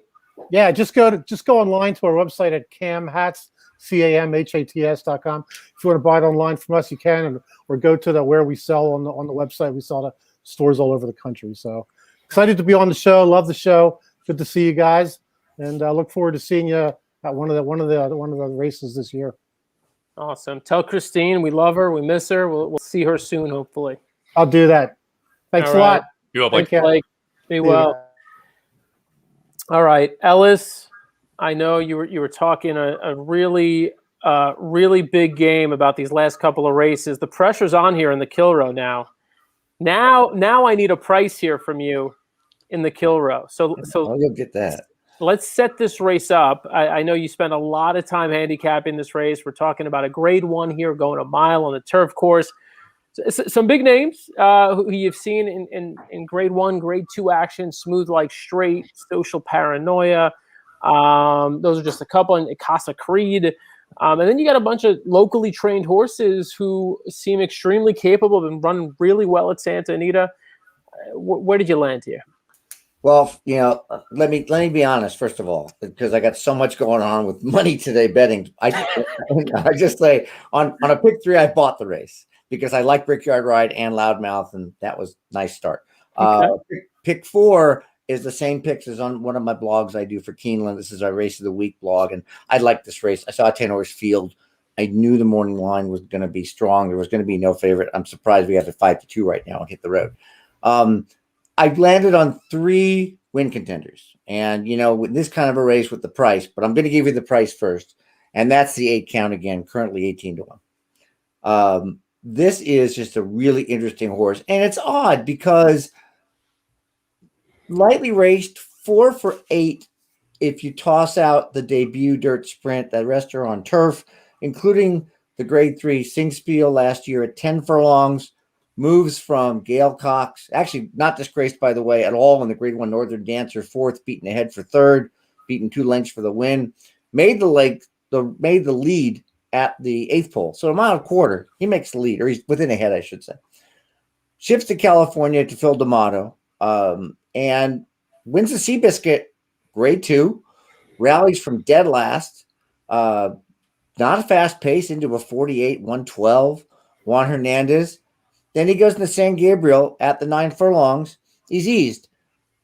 I always, and I think Matt would agree, Bram, Dan as well, when you get a horse that's been eased in a race, who's been off and comes back and works okay, you draw a line through it. So as far as I'm concerned, that last race is the Seabiscuit win. And the 58 and 2/10 workout on February 28th certainly says he's as good. And that race, the Seabiscuit, is as good as any other horse in the race. So this is like the last race. And again, I talked about Loudmouth. I will admit I used them both because I couldn't resist the odds. This is a race where you don't fall in love with the horse. You fall in love with bets. And I'll start with him, and I'll let you kick it about. The other 2 are going to be Flavius, who is 6-1, ridiculous, and Social Paranoia, who is 6-1, ridiculous. So there's lots of money. I love it. I love it. Everything ridiculous. Ellis, I want to ask you one question. So, and this is an honest question, and I wrestled with this question quite a bit. As we know, the Stronach tracks have really moved toward an emphasis on no Lasix racing, especially in their graded stakes races. This one will be no Lasix. Count Again, who you like, has all these really nice races coming into that San Gabriel on Lasix, then is off Lasix. Does that give you pause, seeing as that one race last out off Lasix was the one race where obviously he's puts up his poorest performance? It's a great question. I've been dealing with this for a while. I think it's more important on dirt than turf, and you have to contextualize it as well. So let me use this horse as a great example. Yes, he ran really bad. He was eased without Lasix. Was that the reason? Maybe. But he's been off 2.5 months. And we should know that horses have to get it out of their systems now that they're racing without it. And they have to prove themselves. And yeah, he worked pretty fast before the San Gabriel. He worked 59 and change, 59 and change. But he had 215, and 159 and 158 workout, 5 furlongs. And I don't, that's not the end all, but it tells me he's fit. And so I think if he's working that fast, I would think that he's fine. But there are lots of reasons, and you're very valid here to look at horses that run good without Lasix and say they're going to run good again, and ones that didn't run good without it, that you may have to then consider whether that's the reason. But in this case, and I don't know if Matt or anybody, or either of you guys also have an opinion whether that is more dirt than turf, because I think it is, because they're going to get more stuff in their faces and swallow more dirt than they would swallow, grass when on a grass course. Yeah, I mean, as far as I'm concerned, it's still, I don't want to say it's too early to really make a call one way or the other, but I think for me, just this instance specifically, and talking about Count again, you can't help but factor in the value standpoint, where this is a horse, if you didn't have that last running line in his PPs, he's half the price that he is right now. And he may even be shorter than that. So, you know what? Even if that ended up being the case, you know what? Without Lasix, he's just not the same horse. I'm not going to talk anybody off of a $34 horse. It's just not something that I don't think you'd have anything to gain by doing that. So I agree with Ellis. I think this is an instance where, based on that Seabiscuit, he beat a number of common opponents that he's going to run into again here this afternoon. And if you're not sold, or you don't love the prices on some of the other logical contenders, which in a race like this, it's difficult to really sell yourself on a super short price, including Hit the Road. I would have no beef whatsoever with taking a horse like Count again, especially at this price. And to be honest, anywhere in and even less than his 12-1 morning line. If you got into that 8 or 9-1 range, I still think that's fair. Yeah. No, I know, like, when I've got you guys on, these are the kinds of questions that you grapple with when you're handicapping. If I got you on, I'm going to ask you these questions. It's going to factor into the way I filter some of this stuff out. And I hope that it's valuable and useful for the people watching, because these are the kinds of questions you got to ask yourself, and you learn from experience too. I mean, today might not be the day. You may make a wrong call on a horse, but maybe you learn something. You go back after the race and you say, well, you know what, that horse, now it's 2 races now that I've seen that he hasn't run back without Lasix. So maybe you learn something from that. Bram, I want to ask you specifically about the pace scenario here. I know you've been more involved in handicapping pace the past couple of weeks here, as we look at opportunities to make money with pace. In this race, I didn't really see any like bona fide speedster or need the lead type. I mean, the one horse here who, showed speed last out, went pretty fast early, and who's drawn outside, so you figure is going to go fast here, is Flying Scotsman. How do you envision the pace unfolding? And do you like that horse, for example, because there's no other obvious speed? I mean, I'd like to know who's going to get out to the lead, because that's been a win here at this track. So I'd like to know who that is. And I actually, I agree. Like, this is a very deep race. There's very few here that I'm crossing off saying has no real shot to hit the board. I mean, you mentioned Flying Scotsman. If you go off his last race and you don't have him in your exotic bets, you might be sorry. Like, he may end up hitting the board, and you're going to get a really nice price on that. I'm not picking him to win, certainly, and I still feel like that's a long shot, but just go look at his last race and go tell me if he replicates that here, that he's not going to factor in it. Right. So I don't know who's up front here. I've landed on 3 that I feel pretty good about. And mainly it's distance with Social Paranoia. I think it's the right distance for him. And because of that, I really, really like him, and we'll see what the price is there. I like Ride a Comet. I don't know how you don't like Ride a Comet. He's probably the most consistent of this group. He wins a lot. He's a great late runner.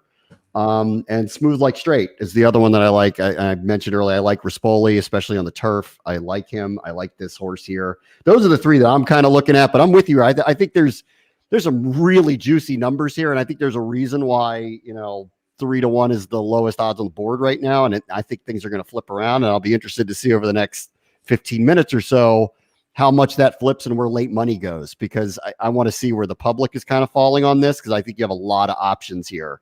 But this is the pay dirt one. I mean, of all the ones that we've had up to this point, I don't think we're getting one on the next one. Get it right, you're going to make some money on this race. Yeah, I mean, look at these prices. I mean, your favorite is 3-1. We had a race last week where the favorite, I think, was 4-1, 9-2. We might see that here. We may get a 7-2 favorite in this race. Let's talk a little bit about this favorite. Hit the Road.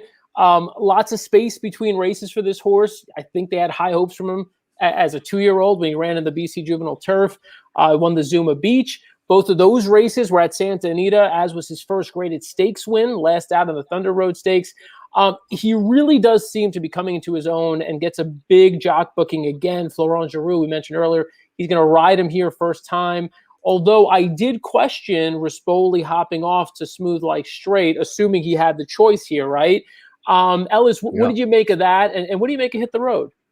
Well, certainly that last race puts him with these. He's stepping up quite a bit from grade 3 to grade 1 for sure. But that last race certainly puts him in the mix. He fits on all counts in this kind of a race. That was a mile, of course. It was off a layoff, which is pretty, in my opinion, pretty hard to come back off a layoff at a mile in the California circuit where they go faster. On East Coast where they're going to go 24, 48, 47 in a mile, you can do that. It's much tougher. Don't know what he beat much, but he did it well. He got a 111 Equibase figure, which puts him right there with the Smooth Like Straight's Mathis Brothers Mile. Count again, by the way, got 114 in the Seabiscuit, Ride a Comet 117, Flying Shots 111. So there's a lot of horses with similar. Flabius 113 last time out as well in the Seabiscuit. So he fits. Rispoli jumping off. Okay. Giroux gets on, so I got no problem because Giroux doesn't usually ride in California, but he certainly can ride anywhere and certainly loves the grass. I've been watching him at Keeneland, his dream come true because he's just such a good grass rider. He puts his horse in the right position. The good thing about Hit the Road is he has good tactical speed. Mm-hmm. And I haven't really looked at the pace of this race because the turf race I don't consider much. Flying Scotsman I assume is going to go. You guys may have a similar or different opinion. Yep. Smooth Like Straight sits. Hit the Road's probably third or fourth early. The only comment is he's just bad win bet. But on the other hand, he's not a bad win bet. 3-1's not a bad win bet. But compared to others in here, who I think should be 3-1, who are 16-1 and 5-1 and 6-1, I think he's not as good of a win bet. I love the interaction between our viewers right now. George O needs Royal Ship, the 4-horse at 17-1, assuming he's got some multi-race play here. And then Big Bundits and Big Money Mike always got a shot. That's who's riding Royal Ship in that race. Lots of opinions coming in from people watching right now. Send us your thoughts. Flavius here for George O. A little worried there that Flavius might beat him.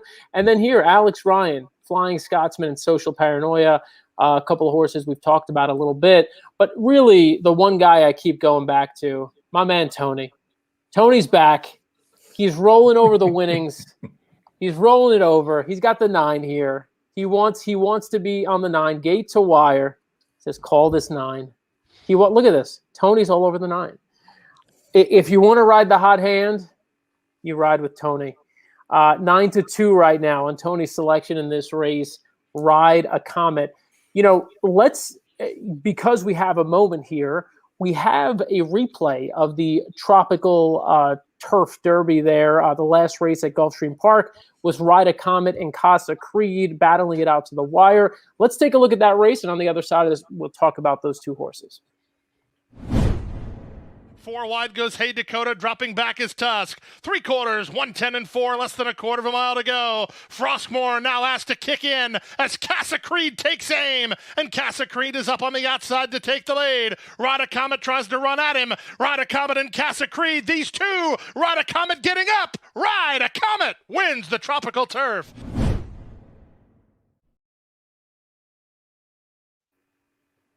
So I think you've got a decision to make with that race. That Tropical Park turf, to my eyes, was sort of an oddly run race.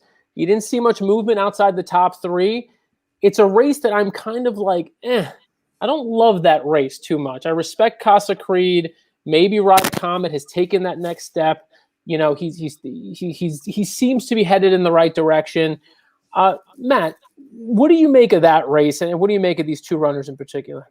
I'm a big fan of Ride a Comet. I think there's proper ability here. He's never done anything wrong on the turf. He's 5 for 6, never been out of the money in 6 starts on the grass. But, kind of to Ellis's point, unless you absolutely love one of these short prices, there's nothing wrong with that. But I have a very difficult time finding a massive edge that any one of these horses has really on the majority of the field. So if you're content with 4.5-1 on this horse, totally fair. He was 2-1 last time at Gulfstream. He's running up against at least one common foe in Casa Creed. what I'll say about Casa Creed, the thing that if you do like him, I think you're kind of hanging your hat on is that he's going to be involved early on. And in a race that we've kind of touched on, it doesn't seem like you have proper gas in here. It does make me wonder if maybe he can get a little bit brave out there. I don't think he has necessarily the winning, not pedigree, but I don't think he likes to necessarily get the job done at this sort of level. I think this is probably a little bit tough for him, but to Bram's point, he's brought up the way that this, we just saw that horse go out there and go guns blazing, 45 and a piece, and still win by 3. So, would it stun you if something kind of kooky happened like that? No, probably not. But I don't want to be betting on a horse that I don't love. And again, maybe if one of these other short prices that other people may love, if you're content taking one of those numbers, that's fine. Again, you're not getting a terrible price. I just don't know that any one of these horses deserves to be bet so heavily. Bram, any thoughts in particular on that race? Those 2 horses coming from Gulfstream. I don't know where you put that race compared to some of the other setup races here for these other horses.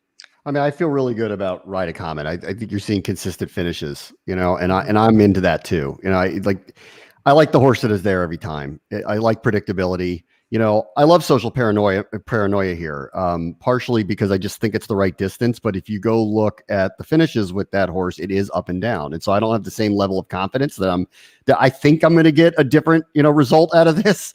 But I really like Ride a Comet here. I'm kind of more landing there. I'm going to end up boxing 4 or 5 horses and try to get something because there's a price here.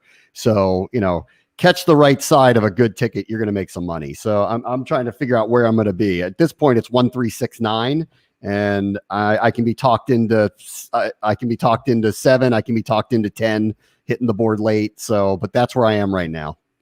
So let me, if you don't mind, Dan, let's talk about strategy, because that's a good point he made about trying to make money in this race. We're giving out lots of different contenders, and I'll just tell everybody what I did again because I'm playing in this contest.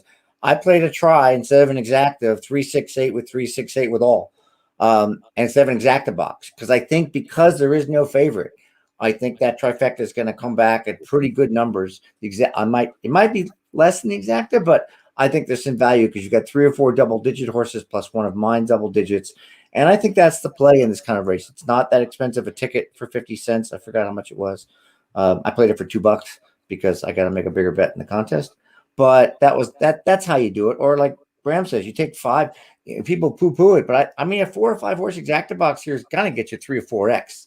Yes, definitely. That's what you just got to get it right. I mean, there's a lot of options here, but I think that's the play here. I mean, I don't feel strongly necessarily about any of them, and currently, I don't like the favorite to the point where he's not even in my box, and I feel confident about that. And I'm not going against him. I just don't necessarily like him that much. So I see a lot of value here in an exotic play, and I agree. I'm going to end up on a 4 or 5 horse exacta box and hope I hit it. Well, the only thing I would add to that, just real quick, I'm not usually an exotic player unless I'm in a contest or I have to hit minimums or things like that. And for me, on a day like today, where I'm just kind of firing sporadically, a race like this to me is a prime opportunity. Especially if you are someone who is sort of newer to the game and maybe your risk tolerance is not quite what some others are, it is for some of the people.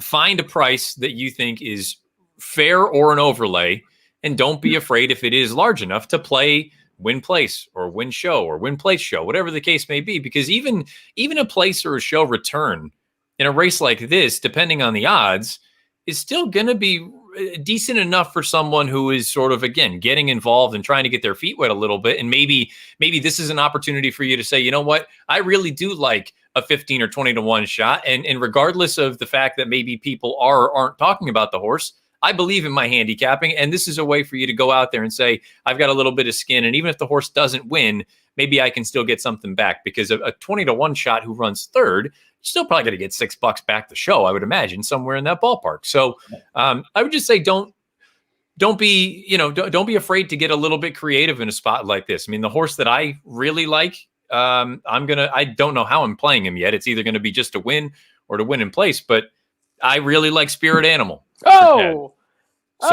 I was about to say that. Go ahead. So again, he's not the fastest horse by a long shot in this race, But one of my favorite things about turf racing, and no, it doesn't always work, but it's one of the things that makes handicapping for me as fun as it is trying to find horses who their running line looks kind of pedestrian, but then when you go back and you watch the replays, you go, oh, this was considerably better than what the line would suggest. I understand he saved every inch of ground going into the far turn in the Seabiscuit, but he was stopped multiple times, ran up on heels, came to basically a cold stop, still ended up running on at the end of the race to only lose by 3 and change to what I consider to be a pretty solid group of horses that fit in here.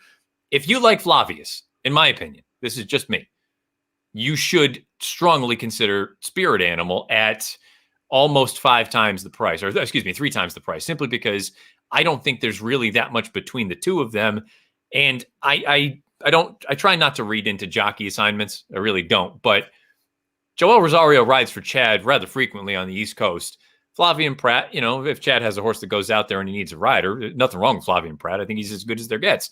But there's a relationship between Joel and Chad. And for him to end up on this horse as opposed to Flavius, I found that intriguing. And it's as simple as that. I just found it intriguing, something to consider. I like Spirit Animal in here, and I'm going to bet him either to win or win place or maybe even win show at 13-1.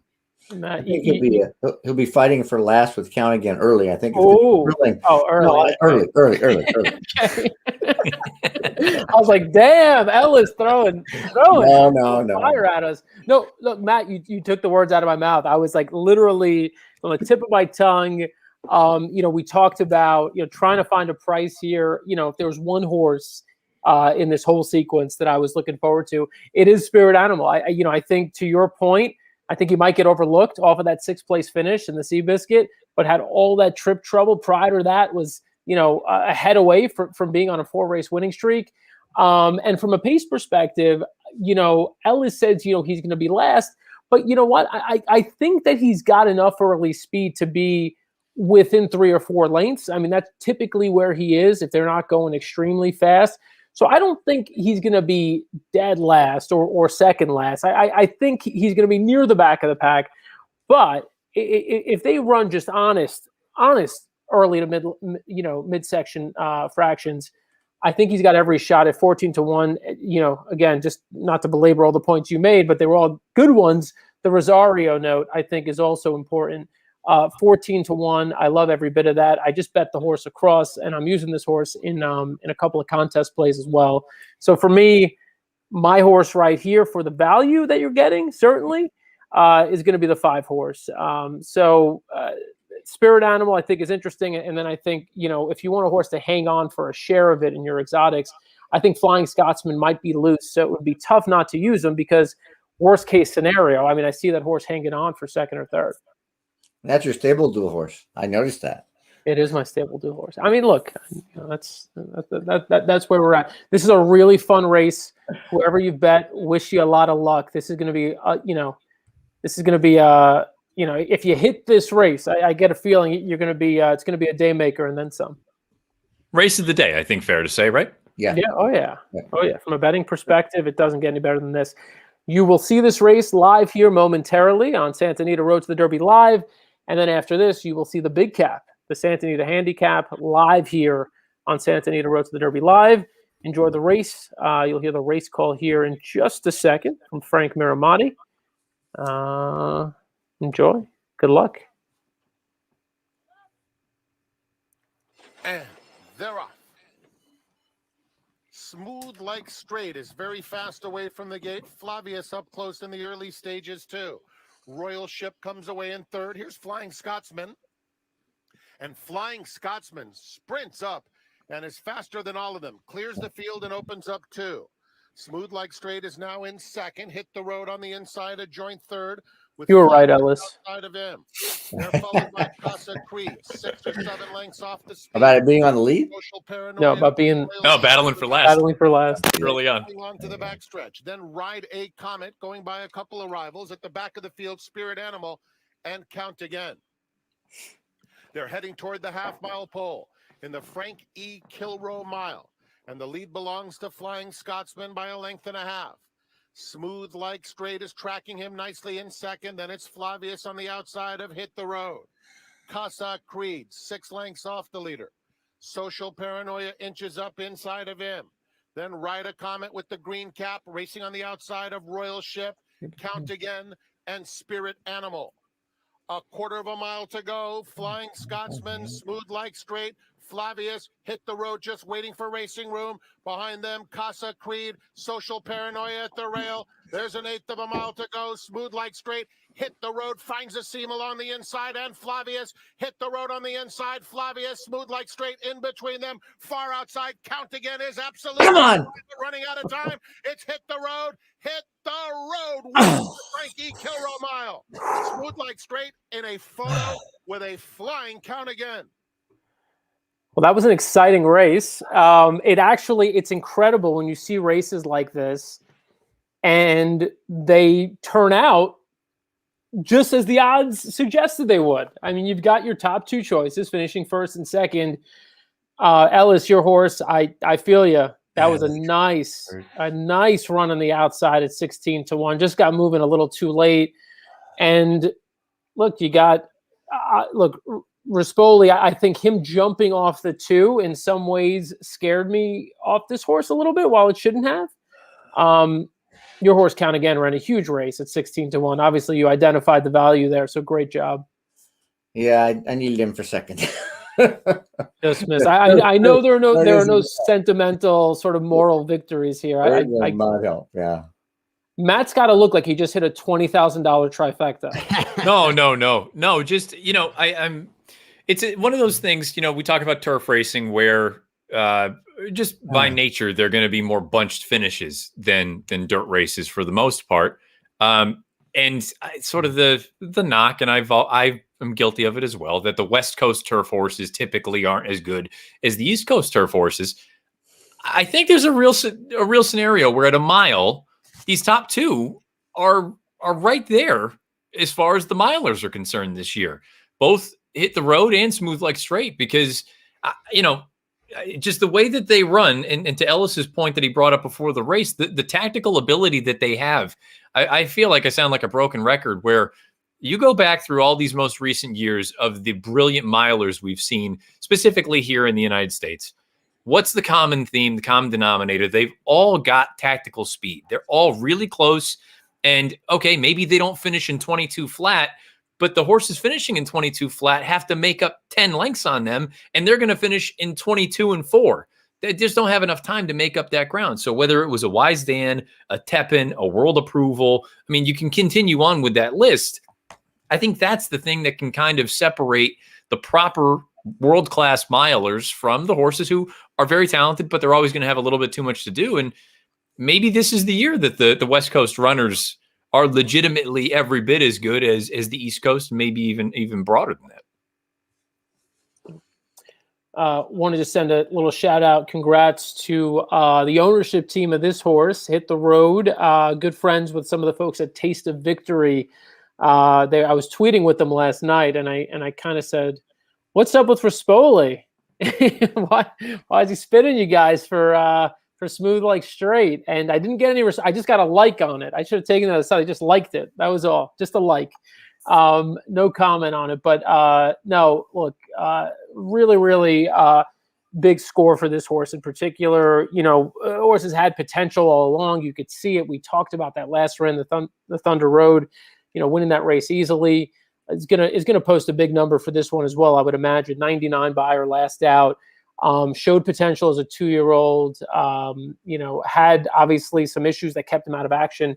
I would think for a large portion of last year, and now is back with just 2 big races here to kick off 2021. So keep an eye on Hit the Road. Really nice turf horse moving forward. Dan Blacker's first Grade 1. Is that right? I believe. I believe the Thunder Road was his first graded stakes win. Yeah. So. All right. Well, congrats to Dan Blacker.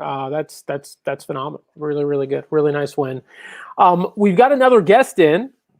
This guest, I expected a little earlier in the show, but he's on West Coast time. So, you know how that goes. Here's my man, George Ortuzar. George, how we doing?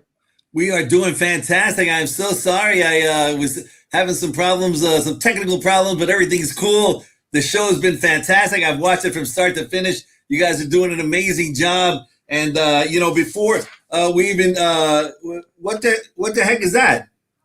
Oh, see, let's get we'll full screen it. What do we got there? What do we got there? Well, he's the son of this guy. He's the son of this guy. Oh, that horse looks familiar. Yeah. That horse looks familiar. Yeah. Some guy, I forgot who it was. Some guy named Dan something. I'm not sure what happened there, but George, was it 500 or 1,000 this time I was supposed to send you? Wow, what a pick, man. I was going crazy that day. Want to make sure we sent out the right stuff. Bob Baffert was going crazy. Steve, it was fantastic. My man, George, always on the payroll and coming through with some solid props today. Unfortunately, my long shot picks, it's been a pretty chalky day for the most part here. And we're heading into the big one. First off, just give us some quick takeaways. You're there at Santa Anita, so you're watching all this unfold. What are some of your takeaways from today? Obviously, freakish performance again by Life is Good. That's funny because I got a chance to interview Bob Baffert this morning, and he was so high on Life is Good. He didn't only say he loved this one in the San Felipe. He kind of insinuated that this was going to be your favorite and probably would win the Kentucky Derby. And after that performance, I mean, I'm not going to argue with Bob Baffert. I mean, that horse was spectacular.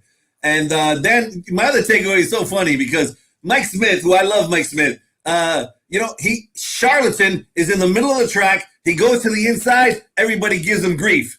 Now he got this one in the middle of the track. He doesn't go to the inside. Everybody's giving him grief. I mean, Mike Smith's like, "What's what I got to do, man? What do I got to do here?" So it's not everybody. It's just Matt. It's just Matt. Man. Jeez, if I go in, I'm in trouble. If I don't go in, I'm in trouble. It's an observation. It's not giving him grief. Mike Smith, I thought he's got a beast there. What a beast. That horse is a beast. He was also high in the interview on a first-time start in the last race today. So if you guys, I don't know if Woods will be on, we'll be on the air, but he really likes Following C. Okay. He said, I got another one in there, defunded, not as good. Following C is the one, and he's training spectacular. So, he just comes up with these 3-year-olds every year, even late in the game. And so this is one to keep an eye on there. The big race coming up. We want to thank all the fans for a great day here. We had, the Wild West bonus coming up. So I'm sure that definitely that's why somebody like Maxfield is in town. We had 5,134,000 extra in the Pick Six pool. Thank you. And now, of course, we got the big race presented by the All Thrill San Manuel. So thank them as well. I got to get all these, I work for Santa Anita. I want to keep the job. So I got to get all these plugs in. You're a machine. And by the way, yes, we will take that runner in the last race because we're all playing the late double. So obviously we want to know who's going to win the last race. So race 11, Giorgio telling you the 10-horse Following C is as live as they can be. So thank you, George, for that info. I want to remind people, since we're doing, all the reads here, the Santa Anita Handicap Money Back Special coming up next. Santa Anita Handicap, get your cash back up to $20 on the Santa Anita Handicap. You bet a horse to win. They don't win. You still get your money back if the horse finishes second or third. So make sure you get in on that. On top of it, a bonus of up to $500 on first bet. If you make an account right now, use promo code 500ABR. We'll leave that on the screen for you for just a moment.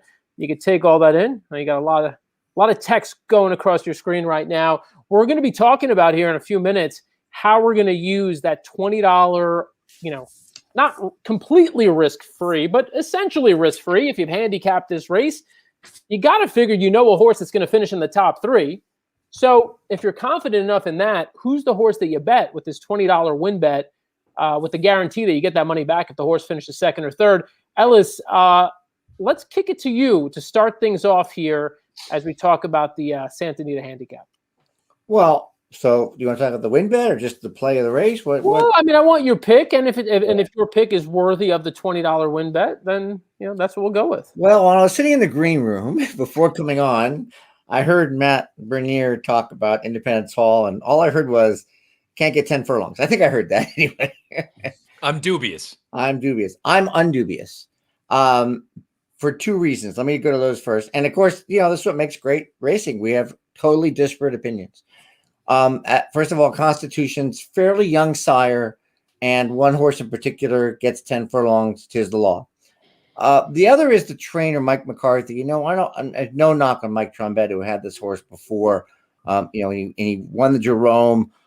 He lost to Sam Davis, and I love Sol Volante that day. And then after Florida Derby, they gave him time off. I don't know what happened. I don't follow that stuff as much. One of you may know what happened. And then comes back and he wins a sprint. Then he runs 5th in the Malibu. I don't think that was the goal. I think the goal was to do what McCarthy did with, who I'm going to talk about, City of Light. And he took him to the Pegasus, and he ran 3rd. Nick Sko's going to win the race. So, in my opinion, really, you're really running for 2nd or 3rd to get a good foundation. And he lost by a neck to Jesus' team, or Jesus's team, I should say. And to be correct, I forget sometimes. And so that's almost it's Jesus's TM, I believe. It's TM, like it's K-Nick Sko, right? Exactly. That's always funny. Anyway, so look, he still runs faster. He's improving. And McCarthy did this with City of Light. It's not different, in my opinion. And I think the rail, the tactical speed, I just think he's sitting on a huge, huge effort. I'm not taking anything away from Maxfield. I think I don't remember if I said, I think I made them both 9-5 is fair odds. And of course, Maxfield's odds on Independence Hall last time I looked was like 5-1, I believe. Pull up my screen to double check. I think you guys are all seeing We'll get it up here for you. 6-1 right now. Yeah. So this is my express bet win bet. I've got him in doubles from the last race because I keyed him in the contest I'm playing. I'm going to mess around with some big exactas with him and Maxfield, and then over a couple of horses like Kiska Day Goodbye, Express Train, and Idle. But I think Independence Hall is the goods here. If Maxfield wasn't in the race, you wouldn't get this price. So I really like him. There's no knock on Maxfield except for the odds. I think these two could both draw off and be 20 lengths in front of the rest of the field. Yeah, you can't use this win bet on Maxfield at 2-5. There's Dan Blacker on the right side of your screen right now, as Matt just mentioned. His first Grade 1 win, spectacular. Really happy for Team Blacker. Good for them. This is and again, it looks beyond this being the first Grade 1. They've got a horse here the rest of the year. They can really look forward to a big campaign with. Bram, rare occasion here. I believe you and Ellis are in agreement. We are. I'm all in on Independence Hall too. Love the splits from his last race. I think he's a big race horse. I love him. And in terms of, since you're going to give me my money back, why would I put $20 on a 2-5 horse when I could put it on a 6-1 or 8-1, and you're going to give it back to me if I don't hit? So I love Independence Hall here, and I like Idle a little bit less than I do Independence Hall, but I'm with Ellis here. I think he's going to win. So I'm not just saying that because I know you're incentivizing me to say it. I'm with Ellis here. I think he's the right play, and I agree. I think his odds are ridiculous at 6-1. So I love that. So I will take your free money, Dan. Thank you very much. I will turn that into 120 or whatever you're going to get me, and then I'm going to back that up with some of my own cash. Thank you very much, Dan Tordjman. Maddie, talk to us. Who you got? Yeah, so, I mean, for me, my whole logic kind of comes down to, and I said it earlier, I don't really like anyone in this race, including the favorite. But I mean, if we're trying to find an alternative, that Malibu is potentially going to be kind of a key race because you go back and look at it, not just because of what Charlatan went on to do, but my theory is the two horses in this race that were most sort of, impressive coming out of it anyway, with what they then did, were Independence Hall and Express Train. I all along have thought the longer the better for Express Train. Conversely, I think one turn for Independence Hall. That kind of just leads me by default to land on Express Train, where I think at 1.25 miles, especially for a bet like this, I get it. He's probably going to end up he might be the third choice when it's all said and done. I'll take a look at the will pays, but The point, I would be very surprised if he didn't hit the board. I wouldn't be surprised at all if he finished third, because again, I don't know that he's a superstar, but I think 1.25 miles is going to be his game as opposed to some of the other horses in this race, where I'm just not convinced that that's going to be the case. So if you're telling me they run second or third and I get my money back, great. If he can somehow upset the apple cart, maybe Maxfield doesn't ship to Southern California, or he doesn't take to Santa Anita, or whatever the case may be, you at least have an opportunity to take your 20 and turn it into something a little bit greater. And maybe you have something that you can then spin into that Baffert first-time starter in the nightcap and get out in good shape. So that's just kind of my hypothesis, is that Express Train, the longer, the better. And Independence Hall, I think he's a one-turn miler at heart. And you know what the good news is? Again, to everyone's point, we'll find out in about 17 minutes' time. Well, Matt mentioned Express Train. I do want to take a look back at the San Pasqual last out, that Express Train won. As we pick up this video, you're going to see Express Train as the 4-horse coming, in deep stretch here, pulling away from the field. But I also want you to keep an eye on the horse making a rally on the outside behind him, who ultimately finishes third, because that's the horse that I'm interested in. So let's take a quick look back at the San Pasqual. Express Train angles out. Idol takes fourth. King Guillermo's last, top of the stretch, and Zestful is up to take the lead. On the outside, Express Train's had a beautiful trip, and he's poised to pounce. And down at the rail, Tis a Magician fights on. Tis a Magician and Express Train inside the final 1/8 of a mile has taken command in the San Pasqual. And it's Express Train to win convincingly. Scores by 3. Tis a Magician was second. I don't know, I'm just looking at that late action. I love the way Idol looks late in these races, going longer now. That's the horse that I landed on. And if I get 7-1 on this horse, I mean, I love that. I mean, he's a Curlin. And again, he's the one horse based on the way he's looked in each of his last 3 starts. I mean, I just have no doubt he's going to love every bit of this distance. His best race was at 1 mile and 3/16. I think he's looked like he's wanted more ground every single time. So I think for him, the question is if he can get a little pace in front of him, I think he stands a very reasonable chance to at the very least hit the board. And, if he runs the race of his life, takes that next step, then I think potentially he could win this race if Maxfield is not on his game. Giorgio, how would you use this money?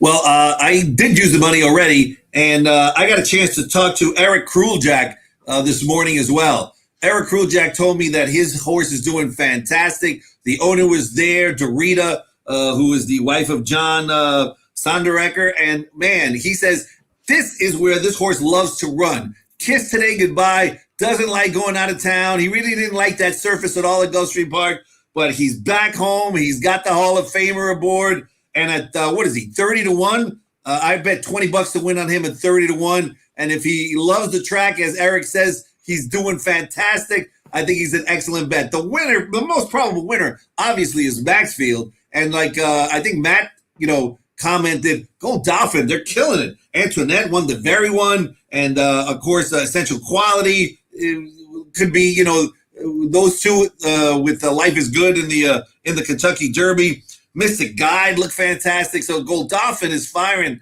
so hot right now. But he's 1-2, so you're not going to use that on your money back special. But the 3 at 30-1, Kiss today goodbye. Hopefully I won't be kissing my $20 goodbye. I'm going to have to get some of this Woodford Reserve over here. All right, then. Tom Kearney says he's going with Maxwell with his money back win bet. He's like, hey, what the heck? I'll take those nickels and dimes. I'll take them. This is, I think, my favorite quote of the day. And all I'm going to do is put it up on the screen and let Bram react. Here it is. It's a good question. I mean, it's an appropriate question. The other real question today is, Dan, you have to tell us about your lighting. Like, can you tell us about your choices of your lighting today, Dan? I'd like to believe that it pretty closely matches the Santa Anita colors. Am I right? Do you see that?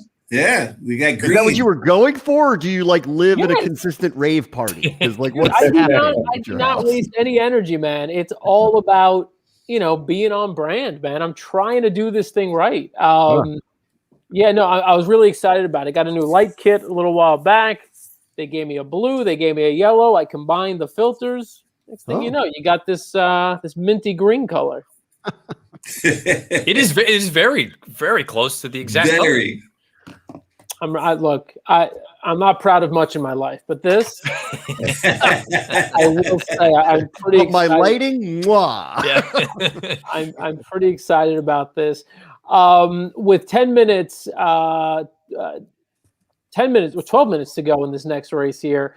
One of the commenters actually was brings up this horse who we haven't talked much about. About a year ago this time, he was, the talk of the town. I mean, the King Guillermo was, had just pulled off an upset in the Tampa Bay Derby at 50-1.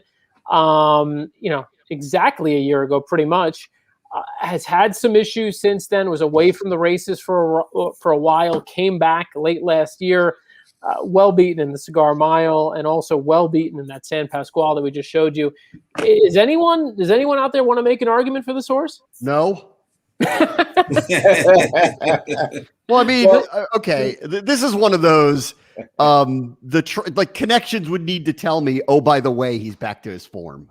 Before I would even touch something like that. Like, I mean, I appreciate what he did a year ago, but like I've seen anything remotely close to it. And then the couple of races, late last year into this year, I mean, he's barely sniffing the board. He's not even coming anywhere near it. So someone else want to make an argument for him? Go right ahead. I'll go with you. I got sucked into King of Dreams and Tampa Bay Derby, so I don't like anything to this barn right now. You're riding them all off. I mean, look, if you're trying to draw up the narrative as to why he hasn't fired in either of the past two, because he is run on tracks that have moisture in them. I'm not advocating that being the case, but if you're trying to draw up reasoning, that feels like the low-hanging fruit, and he just doesn't like any kind of moisture in a racetrack. I'm with these guys. I don't think he's what he looked like he was potentially going to be, or he can't even get back to the form that he at one point showed early on in his 3-year-old form. So I would need him to prove it here this afternoon. But if you were really, really trying to draw up the narrative, yeah, maybe you just say, look, he didn't like a wet track either of the past two times. And I get it. The San Pasqual was not wet by, sort of East Coast standards, but there was moisture in the track. If you want to look at that and say he just didn't appreciate it, and now he gets a proper fast strip, maybe he'll get back to his best. I think you're really trying to sort of draw at straws. But again, you're 30-1. Who am I to sit here and tell you not to bet on a horse that'll pay $62? George, you could sell me on anything. Sell me on King Guillermo. Well, if you have been betting this horse at 3-1, 3-1, 3-1, you're getting 30-1 today. You don't want to miss it now. Those people that made him 3-1, if they get off him now and he wins at 30-1, I mean, they're just going to feel terrible. So if he's got one thing going for him, he's got a great price. So let's see if he could deliver some of those back when he won the Tropical Derby at 50-1. George, not quite as convincing that time. No, not quite as convincing. He ran so bad last race. Fool me once at 3-1, shame on you. Fool me twice at 3-1, shame on me. Fool me at 30-1, I'm the fool. I'm just wondering, especially I want to ask Matt, he may not be a win contender, but does he have to go from the outside, and does he go with Tiz Magician, even though Tiz Magician doesn't go that fast, and maybe they do go pretty fast for a mile and a quarter? I mean, is that not his role on purpose, but is that what might happen here? And that really puts whoever's third or fourth in the perfect spot. Well, and I mean, I think it is a good point that Ellis brings up. I mean, we haven't really talked about the pace of the race. For a mile and a quarter, this looks like a rather tepid sort of pace scenario. It doesn't look like you've got any horses who are confirmed. You don't have an authentic in the race. You don't have at this point in his career, a Life is Good. You don't have horses that are just confirmed front runners. So even if that may not necessarily be his ideal style, if I'm the connections and I see the way that he's coming into the race, I go, what do we have to lose? Go to the front, try to take him as far as they can. I agree with you, Ellis, that Tiz a Magician, he can't be far off. He's got to go. So if you have the two of those horses, it's one of those interesting spots where I could see this working one of two ways. The two of them hook up early on. They just, for whatever reason, they look each other in the eye and they just keep going. Nobody ends up relenting, and it sets up for these horses coming from a few lengths off of it. Or this becomes a very moderate situation up front. Everybody else thinks they're going to come back to them, and you get some completely wild result where Tis a Magician ends up, nosing out King Guillermo in the Big Cap. It's horse racing. Weird things happen, but I do think it's at least worth acknowledging that this pace, I don't think it's going to be for a grade 1 caliber race. Yep. We don't have, I think, grade 1 caliber speed. Let's put it that way. Yep. No, very good point. Very good point. I'm going to go ahead and as promised here, you're looking right now at first. Let's see. Now you got the screen up on the races. I think we got the first bet stream here. There we go. There's first bet here. You can see 5 minutes to the Big Cap. I'm going to go ahead and put my $20 bet in. As I said, I was going to put it on idle. Let's hope we get a top 3 finish here. I think the horse has a chance at winning, but at the very least, I know that this horse is bred for the distance. I know that as some of these horses are backing up and getting tired, idle, I believe, will be still moving. We'll still have plenty of gas in the tank. So for me, idle was the pick here. $20 to win on the 6. We'll see. Hopefully we get a win there at a nice price. We got the races back up here. Idle right now 7-1. Matt, the horse that you mentioned again, Tis a Magician, 21-1. I don't think he's a bad use on this cashback play because if he gets loose, which he should, and if he can go a reasonable pace, again, you could see a scenario where this horse at least hangs on for a share, and if he does, look, you were in for $20 to win, 400 and change, and worst case scenario, you get your money back here. I don't mind using him in this play. No, and if that's how you view the pace scenario playing out, where it doesn't look like it's going to be a spirited one early on, and maybe you can get out there, set some tepid fractions early, and save something for the stretch run. And we've talked about it in the past. It's not really a secret. It feels like pace is even more important in having early speed the longer the distances get, because everybody's going to be tired at the end of the race, and the last thing you want to do is try to have to come from 100 out of it. So I think again, I'm not going to talk anybody off of. The only time that I would sit there and say, look, what are we doing? You're betting, a 4 to 5 shot who really isn't any better than anybody else on paper. Maybe you want to rethink that sort of thing. At 20-1, I'm certainly not going to talk anybody off of a horse at that price, especially a horse who may actually be outright on the lead by himself in a race where, let's call a spade a spade. The horse is coming from behind.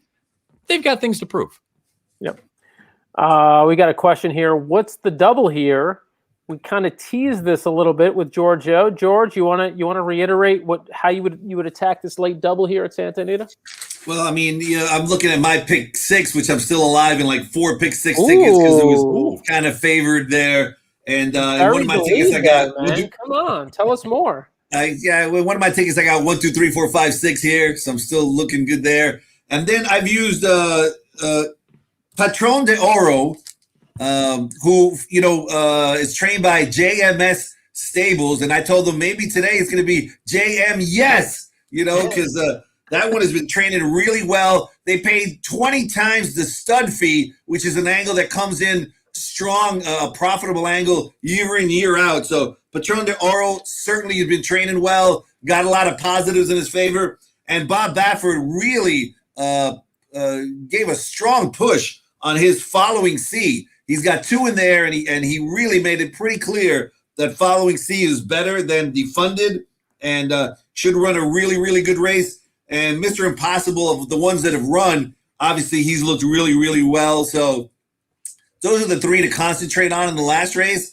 But here, any prices? You gave us a couple of short price horses there. Any potential outsiders you think have the 12 Chaos Reigns? I have him on one of my pick 6 tickets. And Ron Ellis, he loves going to Valdivia, one of his favorite jockeys. They had a long history together. And that one ran a much better than looked 5th place finish last time. He was a little wide. I think that this time he's going to run much, much better. And as a long shot, I think the 12 is one to look at. But don't forget, I really think the 3 in this race, you're talking about long shots, has a really strong chance to win here. His last 3 thoroughgraph numbers were a 1, a 2, and a 0.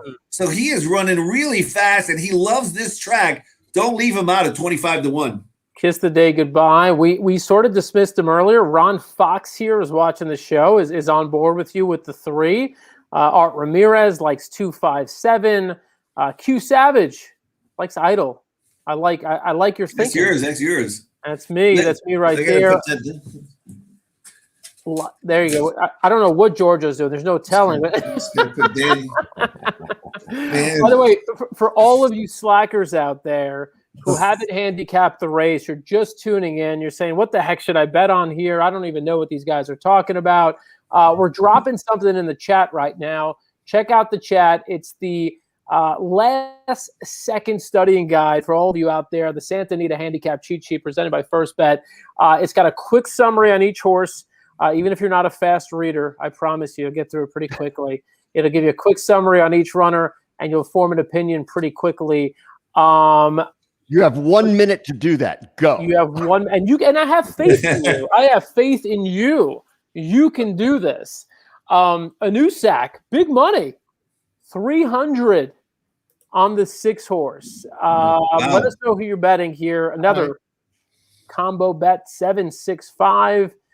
An exacta, 2-3. Everyone throwing money at this race here. A really fun edition of the Santa Anita Handicap. Thank you, everyone, for tuning in and for letting us know who you're playing.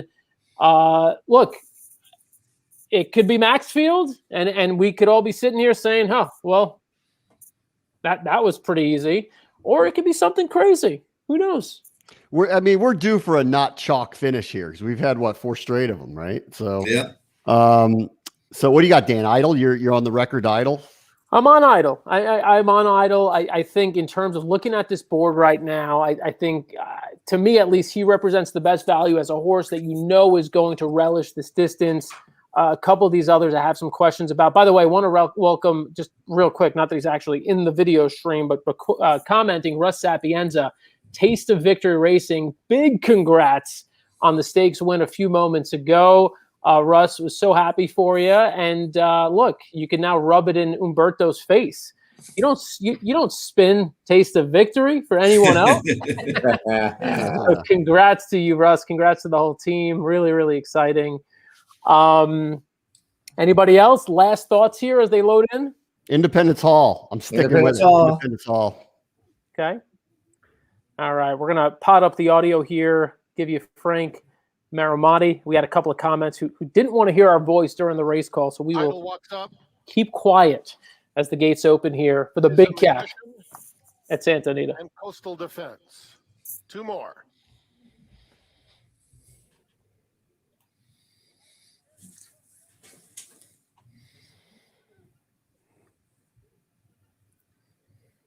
They're in the gate.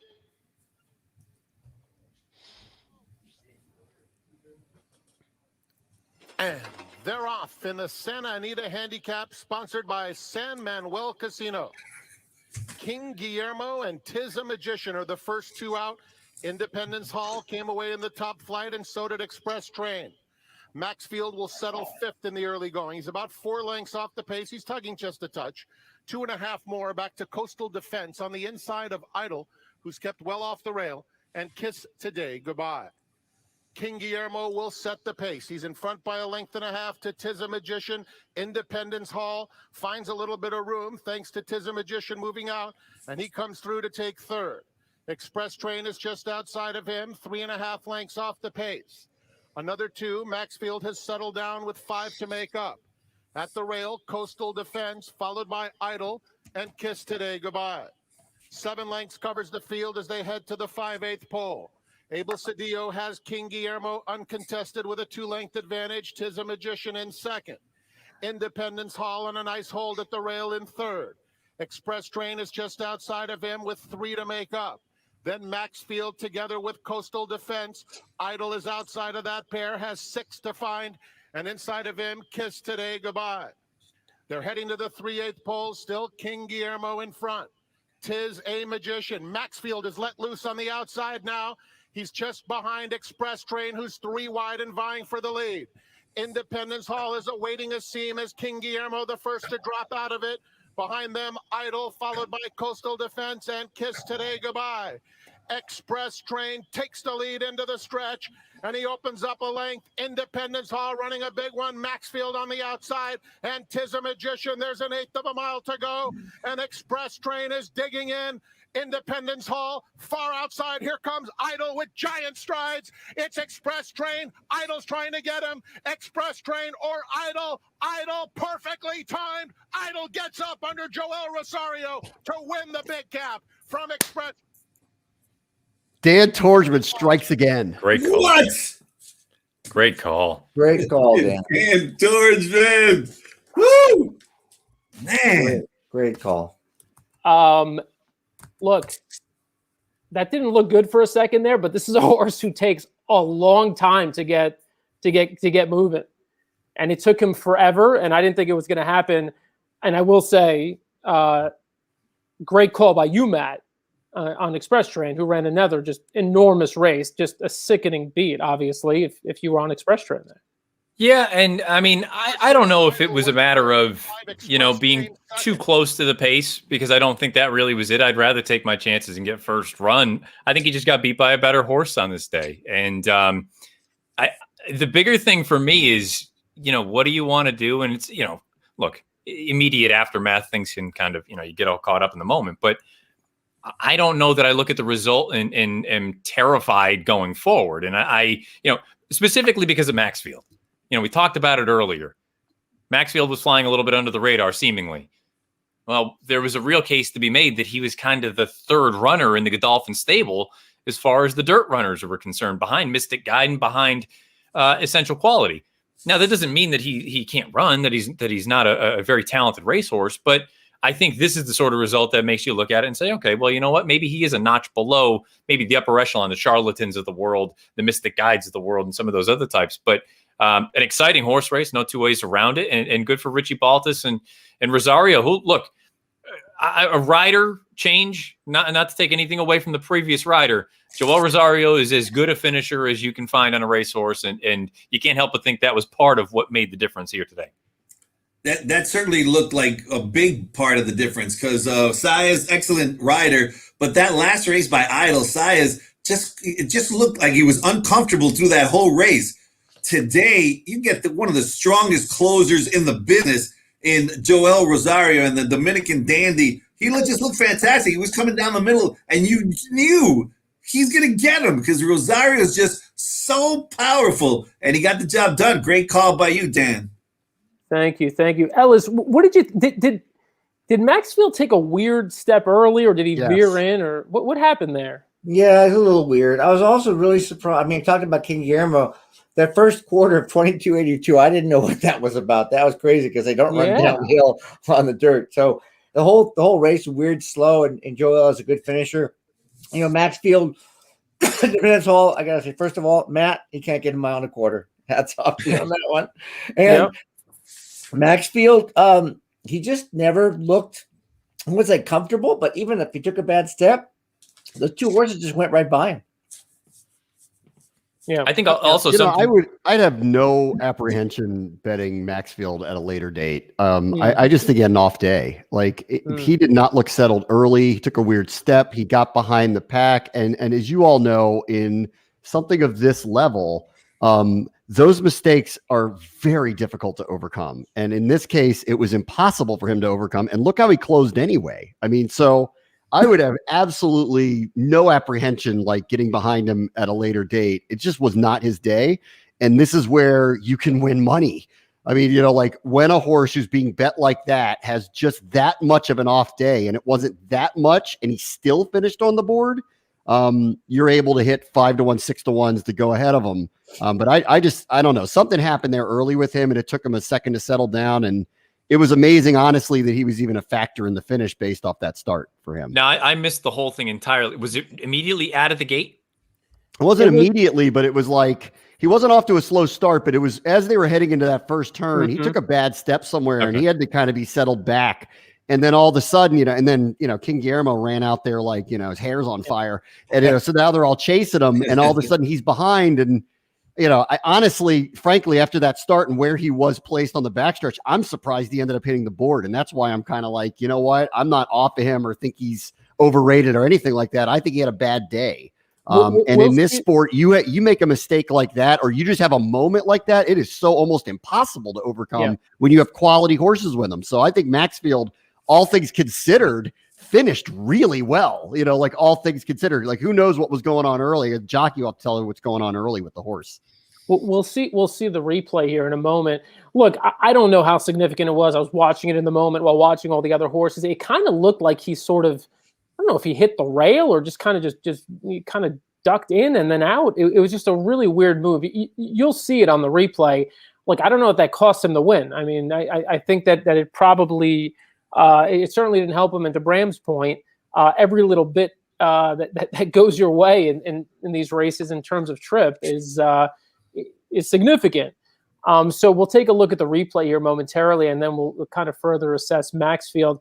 To the King Guillermo point, I think Matt, you touched on it before the race, like what the heck did they have to lose, right? I mean, just go ahead and send, and they did. And honestly, I didn't think it was a terrible ride, because even though that first quarter was super fast, they did slow it down a bit from there. But still, I mean, it's hard to overcome an opening quarter in, what was it, 22 and 3 or 4 going on. 22-82. Yeah, tough to overcome that. But they did slow it down to the best visibility. Who was that? Cedillo, I guess. I mean, look, he did what he could there. They certainly weren't winning kind of lay in, 3 deep, stalk in the pace. So that was, probably gave the horse the best shot. They may want to consider different, different competition for King Guillermo moving forward, just so he has a chance to kind of regain some confidence. Tis a magician. Obviously once he didn't get the lead, you had to figure he was up against it.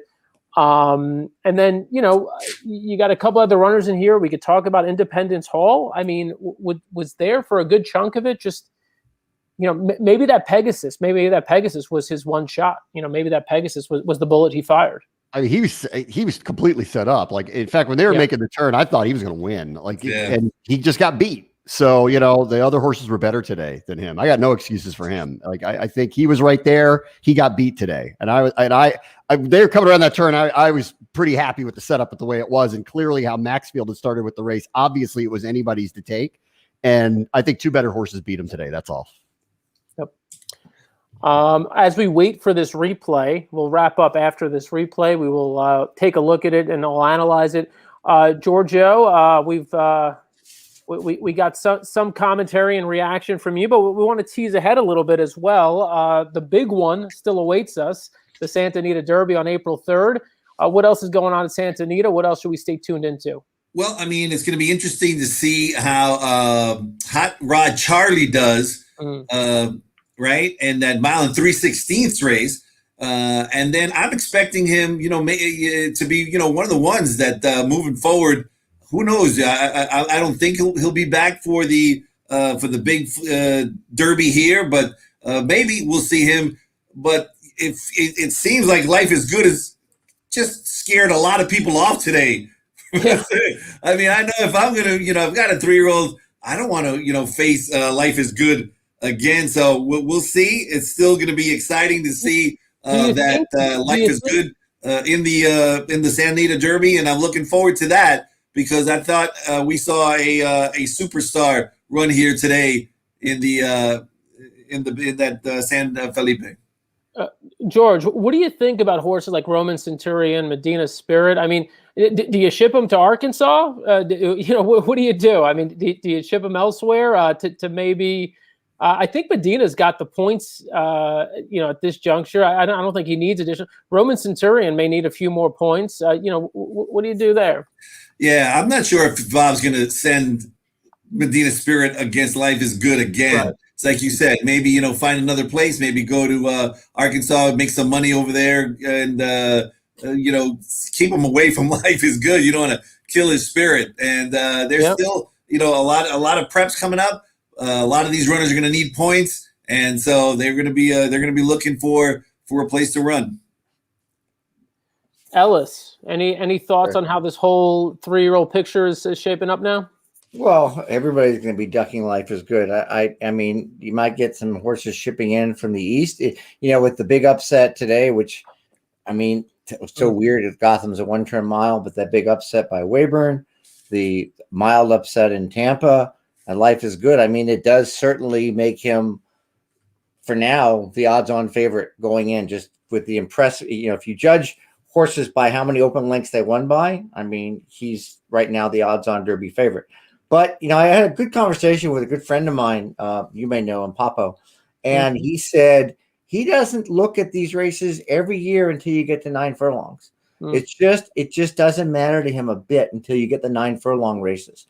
And that is a point. I mean, no matter how impressive a horse is, that kind of separates men and boys when you start getting that extra 16th of a mile. So it could be Life is Good, stretches out, and if he wins the next one, it's a sayonara situation. It's just another Justify. If not, if something happens in the San Anita Derby as happens in other races, then we're going to have to start throwing darts. Like I told Bram, you and I were talking this week on our show, The Winner's Circle. And so we were talking about, how it's great to have the Derby winner. Yeah, that's nice. But it's even better when you've got the Derby exacta and the Derby trifecta. So look, it's early. We're not crowning Life is Good just yet. Lots of good runners out there, and lots of time. Greatest Honor, Essential Quality, lots of good horses out there. But you could start forming some opinions here. And at the end of the day, the goal is not to just find, an obvious 3-1 winner if Life is Good goes in as that sort of heavy favorite, but to find an opportunity to hit a big exacta, to hit a big trifecta. Those are the kinds of hits that you tell people about years down the road. And so I think that's the goal. As you're watching these races, take mental notes and take written notes, and then you're going to come back to all these replays before the big one, and you're gonna make some decisions. We're stalling a little bit. We're what they call in TV stretching. We're stretching a little bit here because we're waiting for this, the replay here. So let's take a look. We pointed out Maxfield, the 2-horse here, maybe a little bit of an awkward step going into that turn. So let's keep an eye on it here.